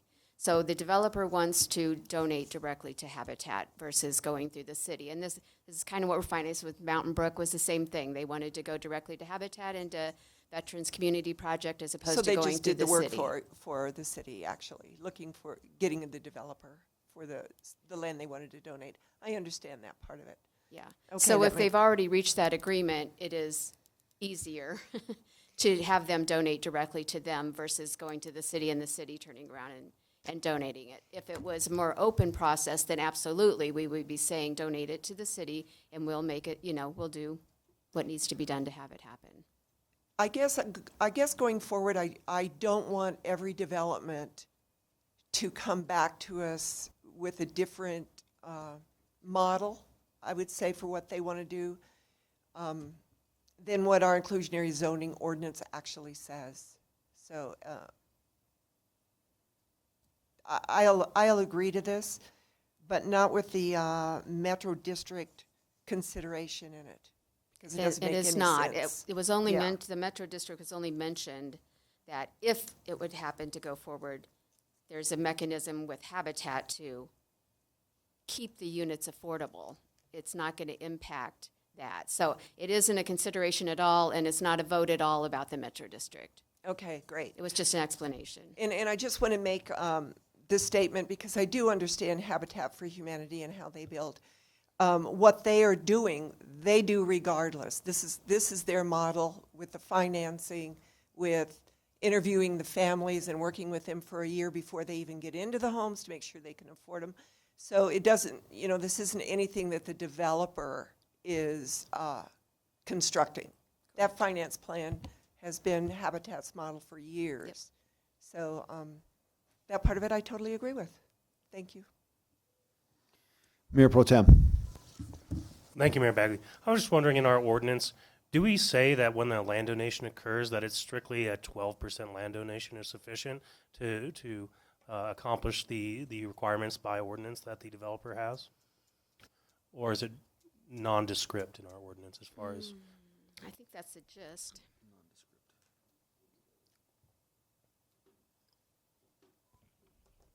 Mayor and Council, Eugene May, City Attorney.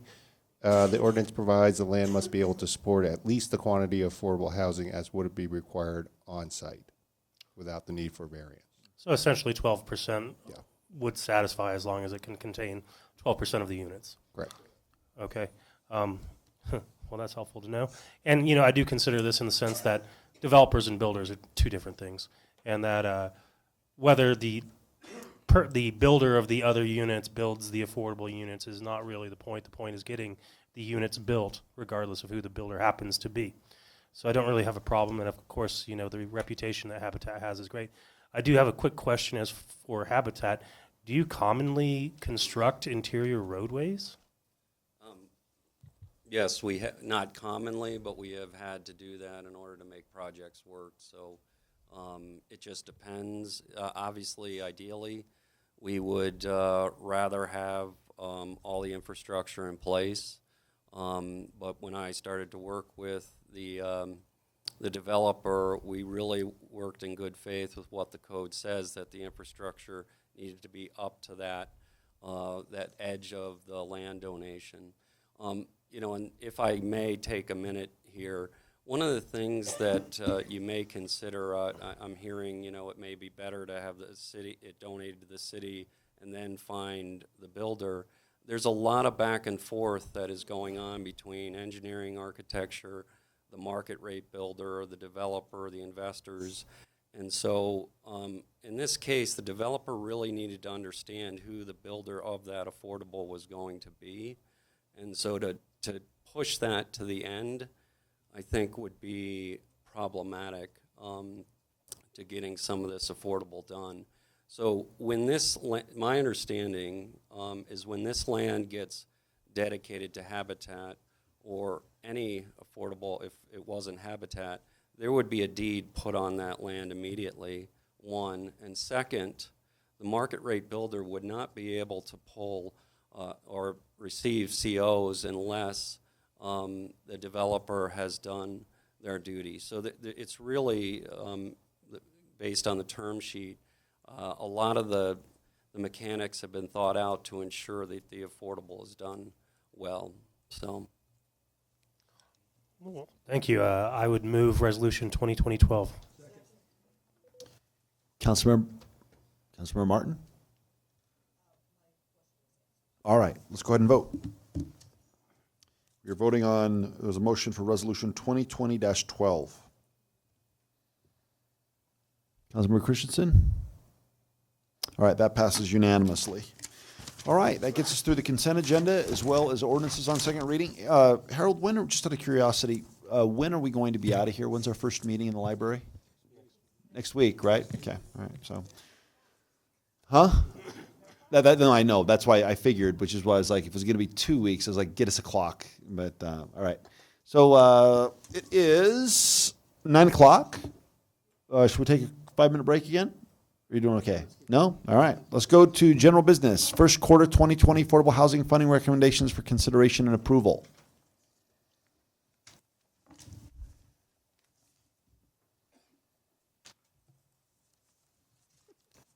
Hidden under here.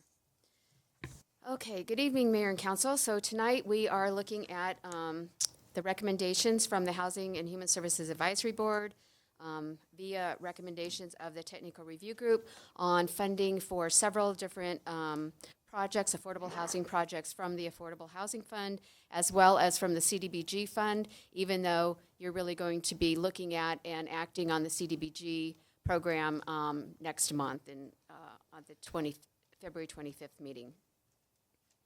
Oh, this is going to be hard to, sorry. I pulled this together quickly. So this is attachment 2 in your packet, and it summarizes the different projects that we received applications for. So the first one is the Boulder County Housing Authority for the Kaufman Street project. If you remember, that one has received tax credit funding from CHAFA.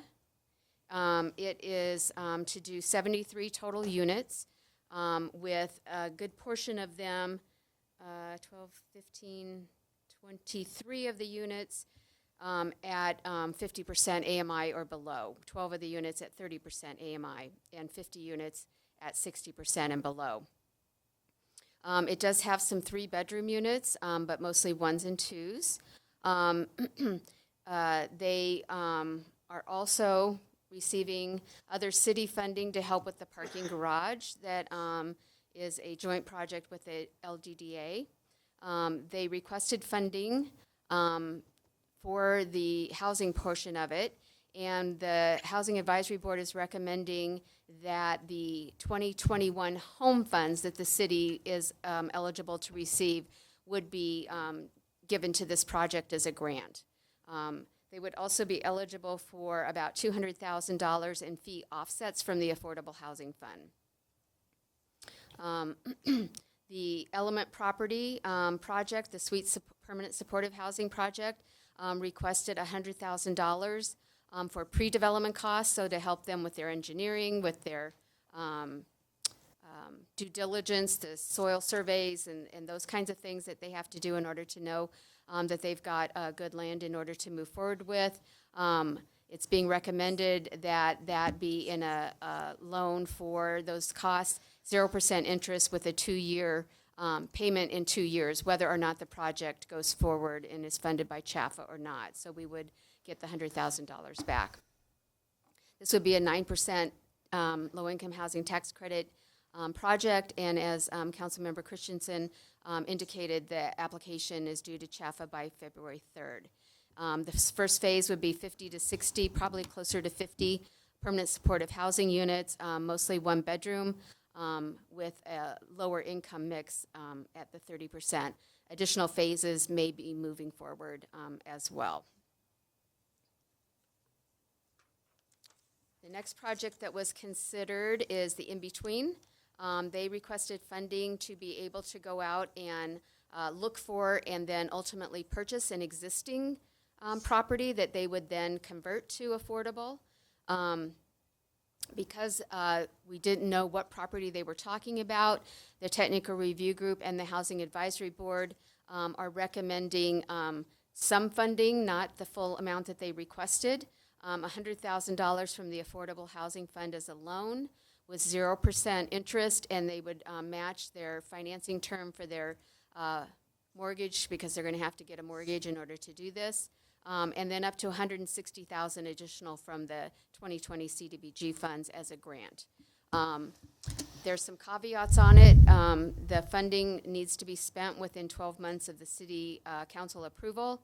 The building to be purchased can have no fewer than 6 units, so the technical review group was very interested in making sure that it was a significant project for them, so at least 6. They're really trying to look at 8 to 15, and that have at least one fully accessible unit or a unit that's able to be made fully accessible. And they would have to show that they do have permanent financing or a line of credit or some kind of bridge loan before we would release our funds to move forward with the purchase. The Longmont Family Apartments is another project that we received. This is a new developer to the city, constructing 88 units of affordable housing. 18 of the units would be affordable. Actually, 22 of the units would be affordable at or below 50%, which is about 25% of the total units, and the rest at 60%. This would have a lot of 3 bedrooms and 4 bedrooms, so truly family housing. 27 3-bedroom, 16 4-bedroom, and 30 accessible units, so more than the minimum required there. It would be a $500,000 loan from the Affordable Housing Fund with 0% interest during construction, and then the rate set at when they close on the to their permanent financing with a 15-year term, but amortized over 38 years. So it would be refinanced when the tax credits would come up. This is when we did negotiate further with the developer in order to get lower income units. So I think that worked out well. They would also be eligible for, we're estimating, around $215,000 in fee waiver offsets to be paid from the Affordable Housing Fund. This project has received approval from CHAFA for tax credits as well as private activity bonds. The Longmont Housing Authority made a request, for Aspen Meadows senior apartments. That project is up for re-syndication. The tax credits have expired on that one, so they're looking to re-credit it and do a significant rehab on that building. They've been approved for $175,000 in 2019. City of Longmont CDBG funds already. They also received some of our private activity bond in 2019, and council did approve all of the 2020 private activity bond to go to this project as well. We are suggesting or recommending a $300,000 grant from the 2020 CDBG fund to go with that 175, so I'll give them a total of $475,000 in grant funds. The configuration stays the same with 47 1-bedroom and 3 2-bedroom, but it does get to some lower income units, with 5 would be dedicated to 30% AMI and below, most of them at 50, and then 5 at 60, so it spreads it out a little bit more and allows for some of those lower income units. And then finally, Senior Housing Options, which owns the Cinnamon Park assisted living facility, has got a little bit of land that they want to build a independent living, 25 units for independent seniors. They are going to be also submitting for tax credits in the February round. We are recommending a $250,000 Affordable Housing Fund loan, which would be at 0% interest for a 40-year term. It would be contingent on them being approved for the tax credits in this round. So if they don't get approved, then we don't give them the funding, obviously. They would also be eligible for about $60,000 in offsets, we're estimating at this time. The 25 units would all be accessible. 21 of them would be 1-bedroom and 4 studios, 3 of the units at 30% AMI and 9 at 40% and the rest at 50%. So all, below 50% AMI. So I was hoping this would be a little bit easier to read, but again, it's in your packet. So it just really lays out the funding that's being recommended and what funding source is being recommended to come from, as well as giving you information on the fund sources, so what we have available. So we are looking at allocating $1.425 million, including holding out some of those fee offsets from the 2020 Affordable Housing Fund. We have about $2.25 million available to us right now with carryover from 2019 into 2020, the new funds anticipated in 2020. So that's going to leave us with about $800,000 available for the rest of 2020. We definitely don't need to do a funding application in this first quarter. We may not need to do it in the next quarter, depending on what we hear from CHAFA for the different projects. So probably not looking to doing applications again until June, July timeframe. If you have any questions, I'd be more than happy to take a shot at giving some answers.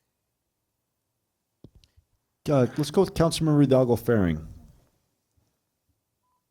Thank you. So in looking at, and primarily, and I don't know how many on council are familiar with the Longmont family apartments, the 15th Street Avenue, how much background. So the last few months and through my campaign, I was kind of walking the area, talking to neighbors. So I had been aware of this, the concerns, and primarily around the density and the parking.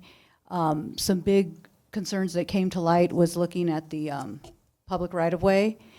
And so in discussing with Harold, we talked about that this particular project wouldn't impact, but you are working with engineers as the redevelopment in that area happens to redesign, reconfigure, so no homes are in jeopardy.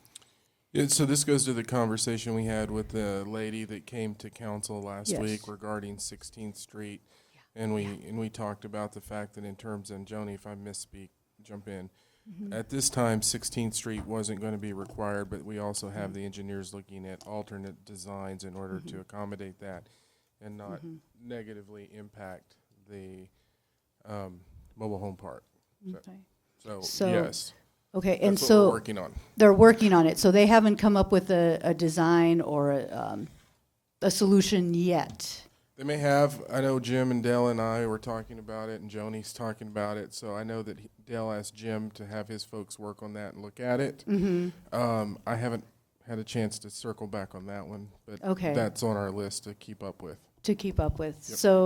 So in looking at this, and so what we're approving tonight is not necessarily approval for any of these projects to move forward. It is for, go ahead, for funding and. It is for funding, so that project would move forward. It's actually submitted for development review. Okay, at this so the point, so it has to go through all that first. So the development review and the appropriation of funds for this are two separate things?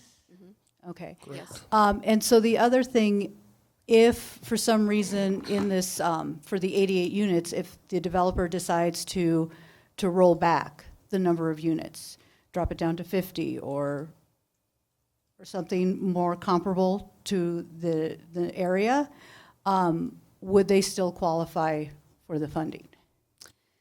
So it would be negotiable for our funding, but because they have received their approvals from CHAFA, and it's a significant amount of money, I doubt if they could go back and renegotiate that at this point. I don't know if somebody's here from the developer or not, but that I highly doubt that CHAFA would approve a drop from 88 to 50. Okay, or even 60, or what? Right. Yeah. So just any because they'd number have to below. underwrite the entire thing. It would delay the whole thing. And I guess my concern, because I had been walking around that area, I dragged my husband, who's a contractor, and it was like, "Come with me, and we're gonna scope the neighborhood." And I was hoping I wouldn't get arrested, but for scoping around. But it is a dense property project, and it will permanently alter the area. And then I looked at the nearest park, so I was looking that up too.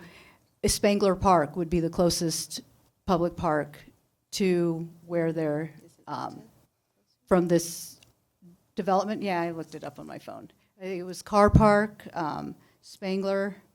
Is the I thought Alta was closer, but I oh, could maybe be wrong. I'm looking the wrong. Maybe it didn't show up on mine. It's like 9th and 15th, or 9th and... So 9th? I think. It's Yeah, north and so- 9th, 10th, 11th. So, but it's on the other side of the cemetery. So it's south of the cemetery. So yeah, so then the nearest one then would be from this vicinity, Spangler Park.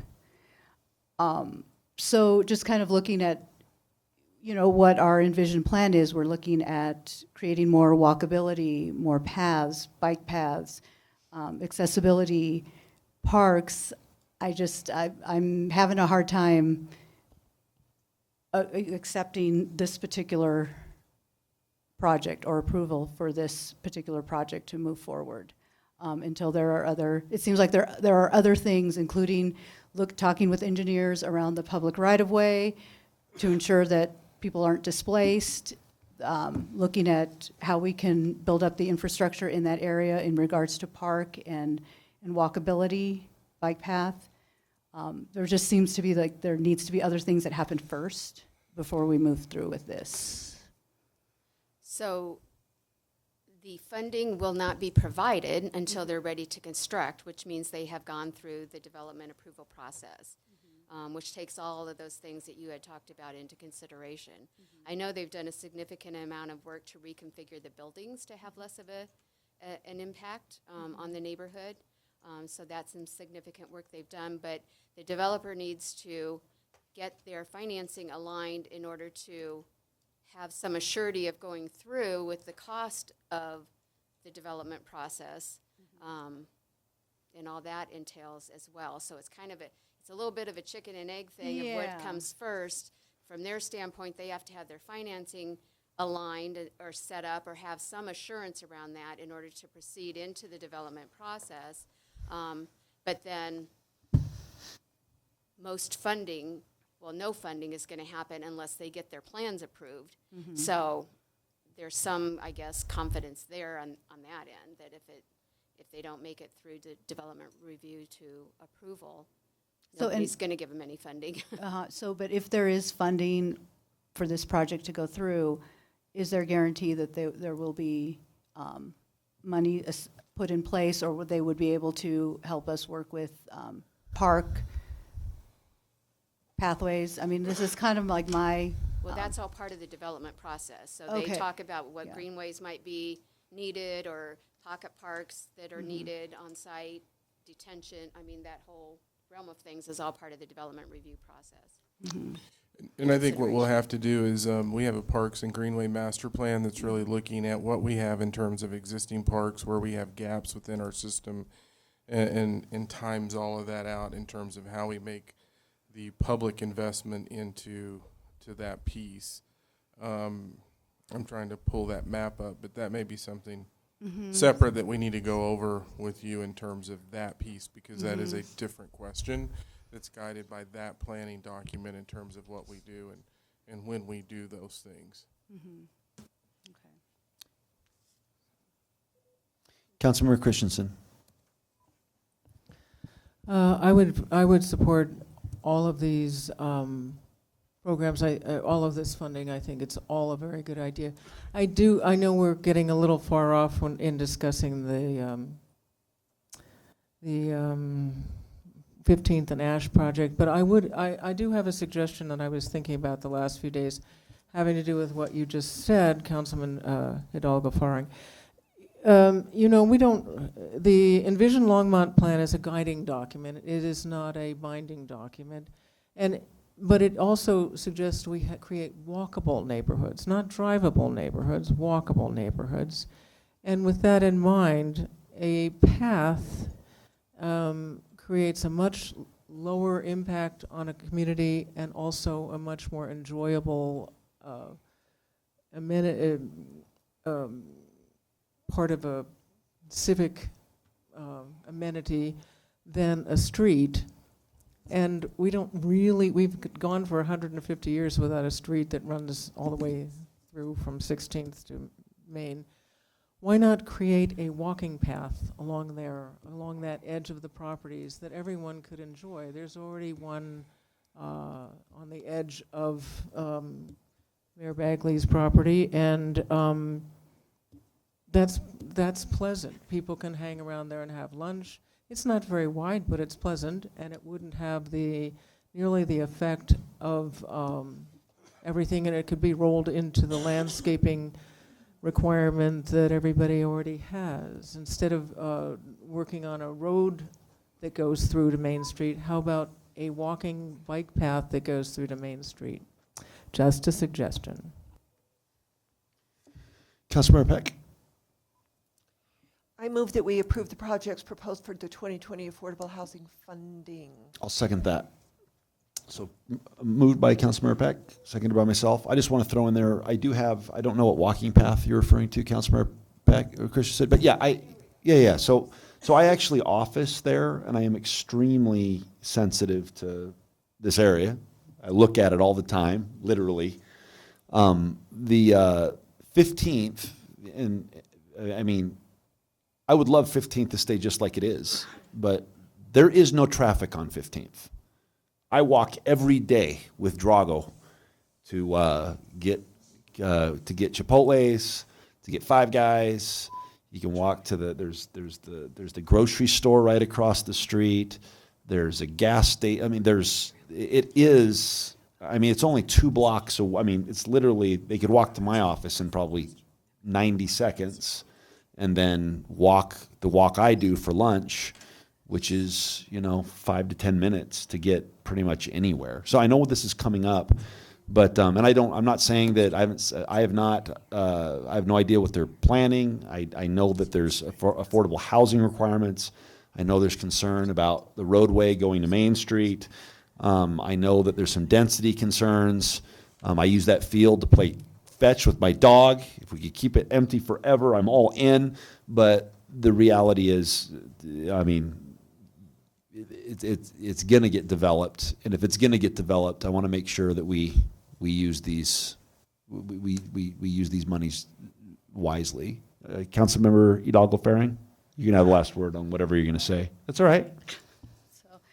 Yeah, I can't let this go. So, I don't have a problem with the affordable housing. I don't have the problem with the idea. I think it's just my piece is where it's at. And, can I make a motion that we approve the rest, extract the number 3, the Longmont family apartments for now? You could make a motion. I make because a you're new. motion. I'll be nice. Thank you. You could make a motion. There is, but you could make it. I You know. could make Can a I amend You could make a motion to amend. Yes. The current Yeah. motion to remove the 15th. I'd like to make a friendly 15th amendment. Avenue family apartment project. It would have to be seconded, and then it would have to be voted on by a majority to get it to. I So understand you may make the that amendment. piece. I'm going to make the amendment that we approve to make an amendment to, was it Joan that you, so Councilmember Peck, to extract the Longmont family apartments for now, and continue with the rest until I can collect further information. Okay, Have it a dies second? for lack of second, but that is. But we have trust me, Yeah. we're going to talk a lot about this We property. will, yes. All right, so let's go ahead and vote. Mhm.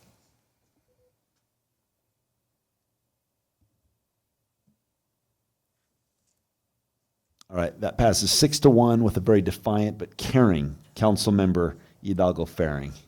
That's why we have words. That's why we have words. That's why we have words. You're doing what you need to do for your peoples. Yeah, that's great. Good for you. Fahring is caring. There you go. That's right. They're gonna love you. All right. Let's move on to 2020 legislative update.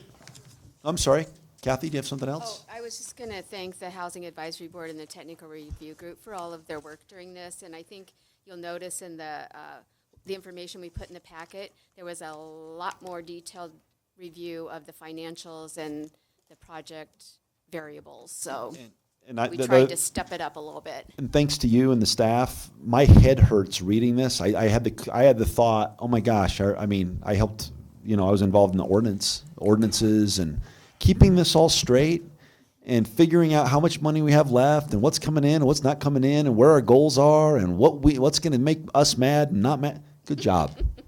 That was a feat. You're Impressive. welcome. All right, let's go on to the legislative update. Sandy Cedar, Assistant City Manager in the Right. flesh. Mayor Bagley, members of council, Sandy Cedar, Assistant City Manager, and I'm bringing you your first stack of bills to take a look at today. There are 10 bills on this list, but I should mention to you that House Bill 20-1070 concerning the requirement that local governments interface with oil and gas operations compensate persons damaged by that interference was PI'd in committee yesterday. So that one is already gone. You don't need to take a position on that one. We can do this a couple ways. I can go through them and explain the different bills, or if you'd like to approve them as a batch based on the recommendations from staff, that would work well also. Councilmember Peck. Thank you. Sandy, could you read the titles of them for the people watching at home at least? So Yes. they'll know what we're voting on. Yes, you bet. And the recommendations, you got it. Okay, so the first one, this is really the biggest batch of them because this is the first month of the legislature and we just kind of get going at this time. But House Bill 20-1006 concerning a creation of a statewide program of early childhood mental health consultation. Because this is a council work plan priority, the staff recommends that the council supports 20-1006.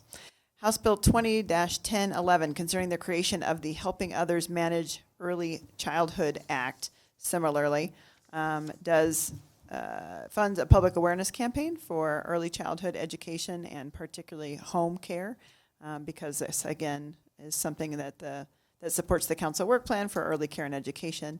We recommend that the city council support 1011. House Bill 20-1045 considering the stabilization of state funding for energy efficiency improvement programs.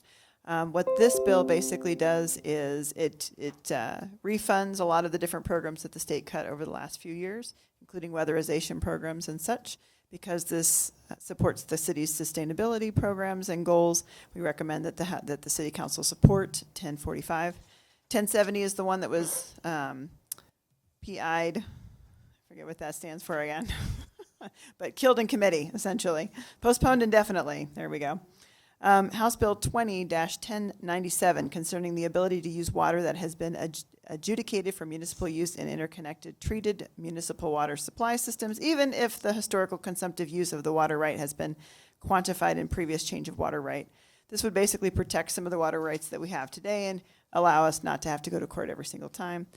So because this is supportive of our current water rights, we are recommending that the city council supports 1097. House Bill 20-1151 concerning the expansion of authority of regional transportation improvements. This basically authorizes transportation planning organizations to exercise the powers of a regional transportation authority. Sort of unclear what this might mean in the long run, but essentially because it would give some more powers in some more places, and transportation is a priority to the city council, we recommend that you support 1151.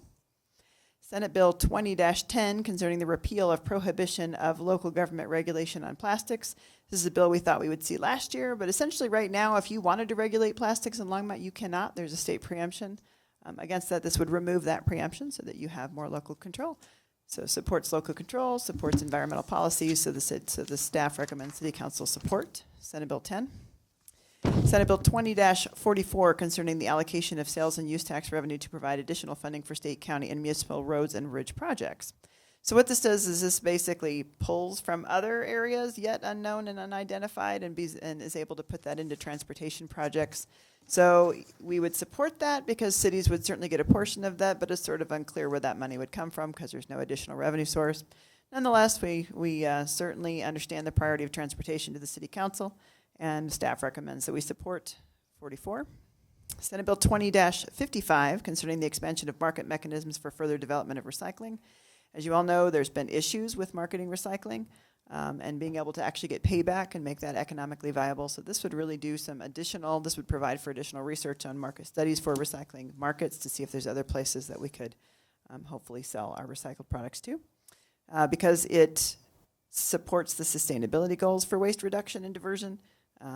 The staff recommends that council supports Senate Bill 55. And last but not least, Senate Bill 20-94 concerning the imposition of additional plug-in electric motor vehicle registration fees. This bill would basically say that there would be an additional registration fee for electric vehicles. Since that's not the direction that we think electric vehicles should go and might be a disincentive to people actually getting electric vehicles, staff is recommending that City Council oppose Senate Bill 94. There are a couple more that hit over the last week that you'll be seeing next week, including a brand new one that we just saw today on the Regional Transportation District, and some additional regulations around their operation, including auditing and some other things. So you'll be seeing that one next week. Councilmember Martin. Thank you, Mayor Bagley. I move that the council support the recommendations of the staff on all the bills presented. It's been moved and seconded. Nobody's in the queue. Let's vote.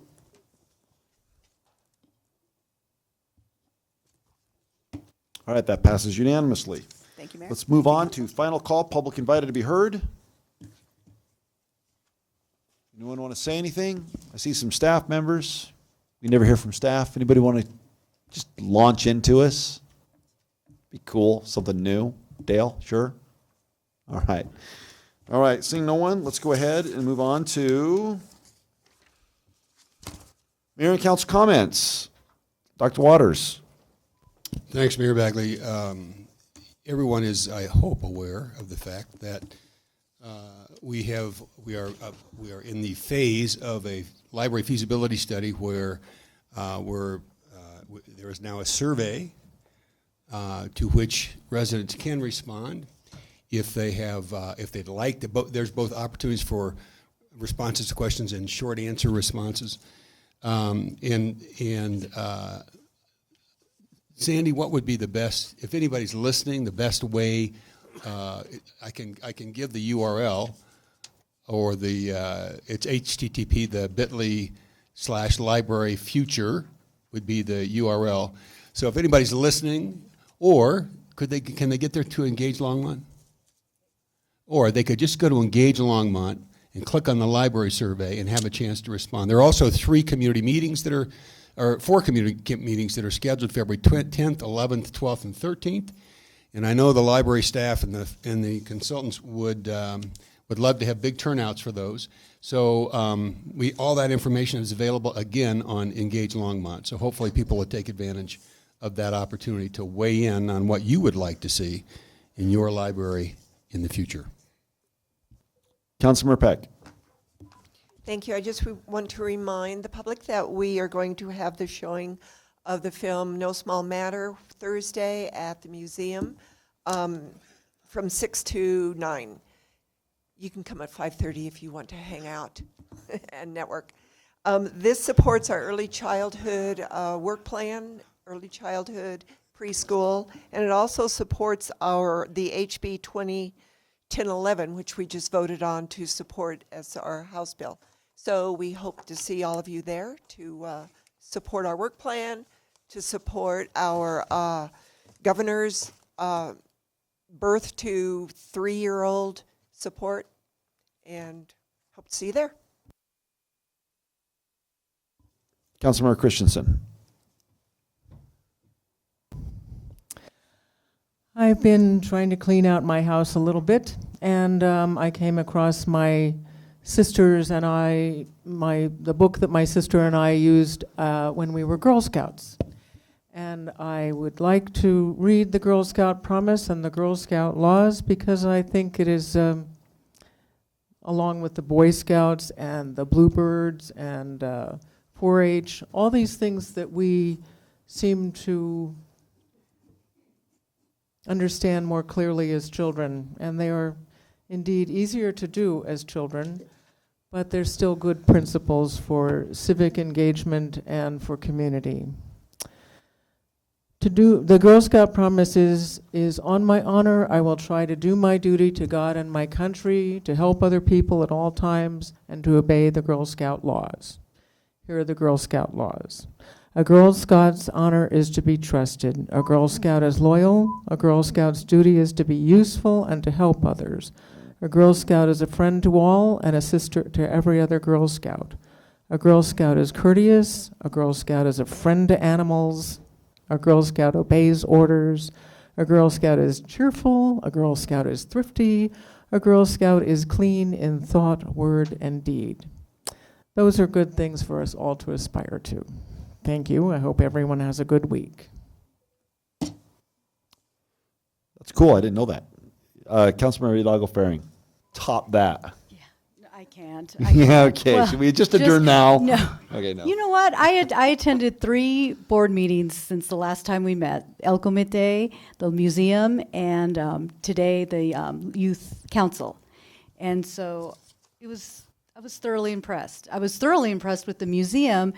They're working on their master development plan. It's very extensive, very thorough, and they're hoping to get that going, launching it in, or I'm sorry, the idea. So in the part of their master plan, the idea, the inclusivity, diversity, equity, and accessibility initiative, they're hoping to launch that in February. So I've been able to kind of offer some input and work with them. So I hope to continue that that dialogue in how to kind of meet the diverse needs of our community through the museum.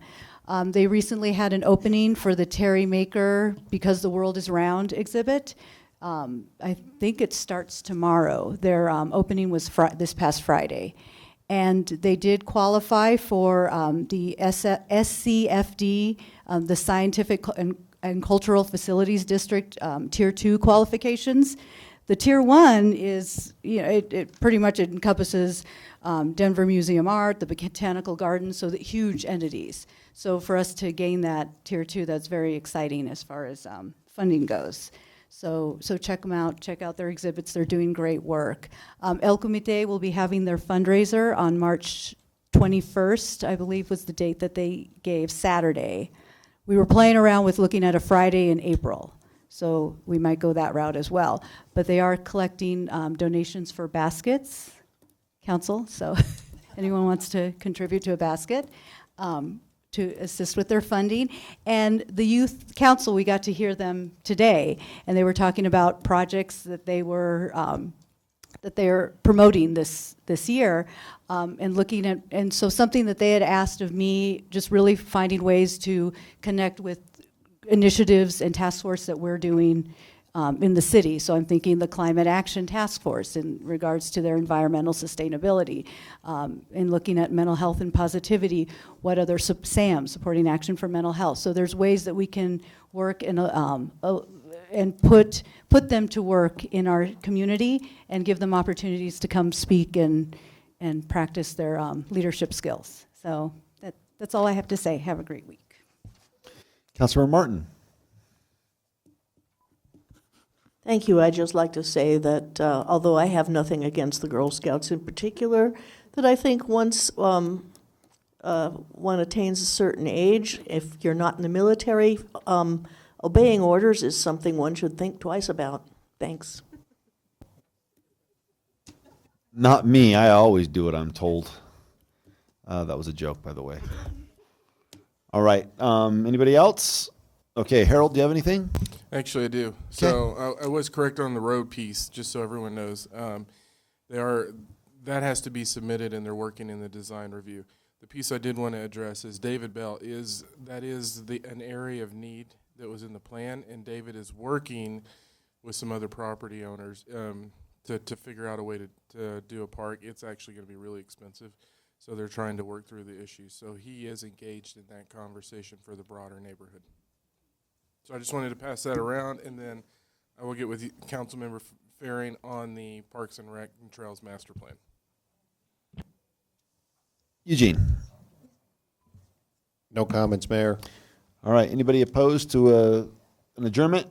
All right, it's been moved. I'll second it. All in favor, say aye. Aye. We're adjourned. Go get better, man.